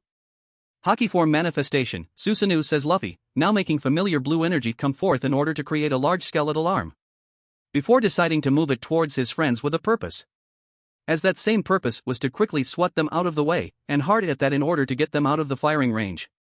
Considering Luffy was putting the safety of their lives above a few injuries and bruises, just in time for Luffy's observation haki to blare out at him, allowing him to see a bit of the future, which caused his eyes to widen in pure shock, as he turned to where the blast breath was now eating away the last bits of the 18th form from the Breath of the Moon, now noticing that Kaido's attack still had a lot of steam behind it, and left Luffy no room to escape, which was why Luffy decided to defend himself by blocking the attack out as best as he could. Armament haki, hardened body, says Luffy, causing his body to be encased entirely in the blackening effect of his armament haki that has a pinkish red shine, as Luffy went to take his defense a bit further, by now making the Susanoo manifest to an even more developed form, now developing a full skeleton first, before quickly making musculature, before finally making skin form until the Susanoo finally made a complete humanoid is shaped, leaving him with an able enough defense as the blast breath had finally eaten away all of the 18th form, before barreling center in Luffy's direction now in order to strike him down. Boom! Blarked, says Luffy, upon being hit full force with the attack, as the immense blast of heat had gone to finally consumed his Susanoo, with the technique holding out for the most part, due to Luffy noticing that the heat, bearing down on his Susanoo from the blast, was finally starting to eat away the blue energy that made up its skin, before fully penetrating the skin entirely, as the heat continued to eat away the bones, right down to the rib cage that had surrounded Luffy, as the haki form manifestation of Susanoo had finally become no more under the immense power of one attack from the Yonko Kaido, leaving Luffy to ultimately let his haki do the work, as he was sent down to the ocean beneath him, as the attack was still strong in nature, continuing to burn away the nearby waters, which in turn caused steam to be brought up in heavy amounts, which only made the other Pillar Generals' concern grow even more, alongside King, who looked on with narrowed eyes, as he felt something was off, as Kaido had decided to descend in his dragon form a bit close to the water in order to get a better look at his work, while feeling the need to speak out upon noticing something at this point in the battle now. Ah, so that's a haki form manifestation. I've heard from tales that it's an ability that embodies the heart, and is triggered in a rare few. If under the right circumstances, begins Kaido in a serious but intrigued tone, as he looks on at the massive cloud of steam from his attack, manifesting the physical representation of a person's deepest desires held deep within their own heart. And judging by yours, boy, it seems yours represents armor. A form of protection, says Kaido, sounding as if he were reciting, while still continuing to observe the steam in his dragon form, noticing that it was too quiet, as Luffy had yet to come out from within. Along with this, Kaido noticed something else but chose to ignore it for the time being, due to him continuing to speak again with mocking amusement in his tone. Which means you most likely wish to protect something, but failed to do so. Waroraro, how amusing, begins Kaido with an enlivened tone in his voice, as he continued to speak. All because you were too weak, and lacked the power necessary to do so, says Kaido with another draconic smirk plastered upon his face, as he spoke two final words. Even now, says Kaido, as his tone became serious now once again. Splash wish roarar. Due to Luffy coming up out of the water in dragon form, flapping his wings wildly, as he let out a roar of pure anger with the flames on his dragon form coming back to life. As he went to lunge out at Kaido, and found his attempt at doing so successful, causing both dragons to now ascend upward in the air a bit, as they fought up close and personal, both lunging their bodies out in order to attack each other viciously. As Luffy landed on the belly side of Kaido's dragon form in order to use his claws to attack at the Yonko's face, while at the same time lunging his neck out in order to bite at the Yonko's jugular, alongside using his legs too in order to claw and scrap out at the scales of the Yonko's dragon form, all with the purpose of penetrating the skin in order to cause damage. As Kaido lunged out to bite at Luffy's wing, and was successful in doing so as blood spewed forth, though not without consequence, due to Luffy waiting for the perfect moment to lunge out at Kaido's neck, now deciding to bite down hard at the skin, which caused blood to spew forth, causing Kaido to roar out as he went for Luffy's neck in response, only to miss entirely due to Luffy's swift moving back as he lunged his body forward in order to bite down on the left side of Kaido's head, which left him in a superior position as both dragons were letting out roars, despite Luffy clamping his mouth down on the left side of the Yonko's head in dragon form, leaving Kaido to maneuver his body in order to break free of Luffy's hold as he moved in an attempt to force them both out of the sky. As Kaido's body maneuver caused Luffy to follow with him as they both started to descend quickly, with Luffy barely being able to notice where they were going to crash as Kaido tried to fire off more fire, only this time at point-blank range, which left Luffy to turn his full attention back to Kaido as he went to use his left arm to grab Kaido's mouth, now clamping it shut with an iron-hard grip as smoke began to escape from the small opening in Kaido's lips. Though not for long, as both combatants had crashed hard down onto the cold hard ground of the abandoned island in which Luffy had originally chosen as the battleground for this fight, causing a large cloud of dust and dirt to be kicked up from the strong impact, with both combatants now getting themselves together from the fall, mainly so for Kaido, as he wasn't injured in the slightest, but just a bit dazed from his own method of getting Luffy off of him, which is exactly why Kaido turned his attention back to Luffy, who was just getting back up and ready to continue fighting, now deciding to speak as he slowly walked over to his opponent while coming out of dragon form.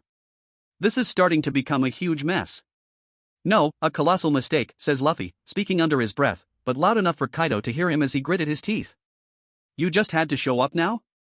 "Here of all places in paradise," asks Luffy in a raised tone, speaking to himself while altogether glaring at the dragon form of Kaido, as this only left the Yonko himself to shift his dragon form towards Luffy in order to continue listening to what he had to say. "Over the last few years I've heard the rumors, but I didn't think it would be this bad," begins Luffy, as he stopped walking and stood somewhat of a distance away from Kaido. "Then again, a beast like you who only craves excitement and chaos is none of my business," says Luffy in an indifferent tone of voice, as he continued speaking. "I have no intention of finishing business from the new world in paradise." "With that being said, Kaido, you're standing in the way of my current objective," says Luffy, pointing this out while deciding to speak a bit further. "So if it isn't too much trouble, I would like for you to head back to Wano," says Luffy in a serious tone of voice, now making it very clear that he did not wish to continue this fight at the moment for many reasons, as Luffy's current reasons for doing so was to settle some of the issues that would later arise not only immediately, but further down the line, leaving this to not sit well at all with Kaido, who was currently releasing and radiating heavy amounts of haki in every direction, only for all of it to be centered in the direction of Luffy now after a couple of seconds, leaving said Straw Hat Captain to look on with a calm expression present on his face, as the King of Beasts decided to speak upon hearing these words from his opponent. "Head back?" asks Kaido in a cold tone, which was accompanied by a glare as the words continued to ring in his head. "You think I'd actually head back that easily, boy?" asks Kaido with sarcasm present in voice, as he was inwardly and openly scoffed at such a proposal. "No, but it was worth a shot," says Luffy with a shrug in his shoulders, speaking honestly with not a hint of amusement or cockiness in his voice, as he continued speaking. "So will you not head back to Wano?" asks Luffy, keeping the same tone of voice, while wanting to get a better answer from the Yonko. "Of course I won't. Like I said before, you don't have a choice in the matter," says Kaido, now outright glaring with his haki beginning to explode out even more, which in turn only left Luffy to release a bit of haki in order to counter the pressure from Kaido's own, as he stood there thinking for a few moments, before deciding to speak once again. "I see," says Luffy, acknowledging such words from Kaido as he spoke again with one final effort in mind. "But wouldn't it be a bit more beneficial for us to continue this later? And settle this battle of ours where we can go all out without fail?" asks Luffy, trying to make it sound a bit more favorable, as Kaido's attitude had not shifted in the slightest, which in turn only left the beast to immediately respond to such questions from Luffy. "No," says Kaido, speaking a bit more calmly, as his tone had finality held within it. As it stands, boy, I came here to finish what we started. Regardless of the world government and its marines, and I intend to do just that. As you and I both know that there's no method of sweet-talking your way out of this, says Kaido, making his point clear, as his dragon form started to rise up just a bit. So stop acting like a coward and face me right here. Right now, boy, says Kaido, sneering out the last words, while deciding that there had been enough talking. As the King of Beasts wanted to get back on track with the battle laid before himself and Luffy. All the while causing these words to calmly ring out through Luffy's head now. Leaving his whole demeanor to shift within a few seconds, as his eyes went wide with a bit of shock. Only to calm down after a few moments, due to knowing that the Yonko was trying to goad him on into attacking by simply calling him a coward. Which in actuality did seem to work in angering him for just a moment. As it left the air in the region surrounding them both to start freezing up just a bit. With Luffy finally starting to speak again in a more cold and emotionless tone as his expression could not be seen. A coward, huh? Asks Luffy with his voice trailing off at the end, whilst his straw hat started to shadow his eyes now, before he decided to speak again in a much more deadlier tone of voice. Well, it seems like we won't get anywhere by just talking, says Luffy with a sigh, finally reaching the conclusion. Leaving Kaido silent for his part, as he seemed to notice the situation shift in his favor. As Luffy's body began to start cloaking itself in a massive amount of steam. Before dying down to show that Luffy had now retaken his dragon form. All the while glaring as he continues speaking in a thunderous, draconic tone of voice. Seeing how you were acting so overconfident just a few moments earlier has started to annoy me. Though at the same time, I expected nothing less from a Yonko such as yourself, says Luffy, as the red energy of his wrath had started to build around his body, alongside sparks of electricity bursting to life. As you must have lived your life only winning, and looking down on others. Says Luffy, trailing off as he finished speaking. As these words only made Kaido huff out a breath of annoyance, before deciding to speak in response to these words. And judging by your serious and non-overconfident behavior, you must have never had an easy win before. Then again, that's something that's never changed since our last encounter, says Kaido, now taking this time to analyze his opponent. Swoosh. Before Luffy had disappeared from sight in a red blur, accompanied by lightning with the sound of wind being cracked upon doing so.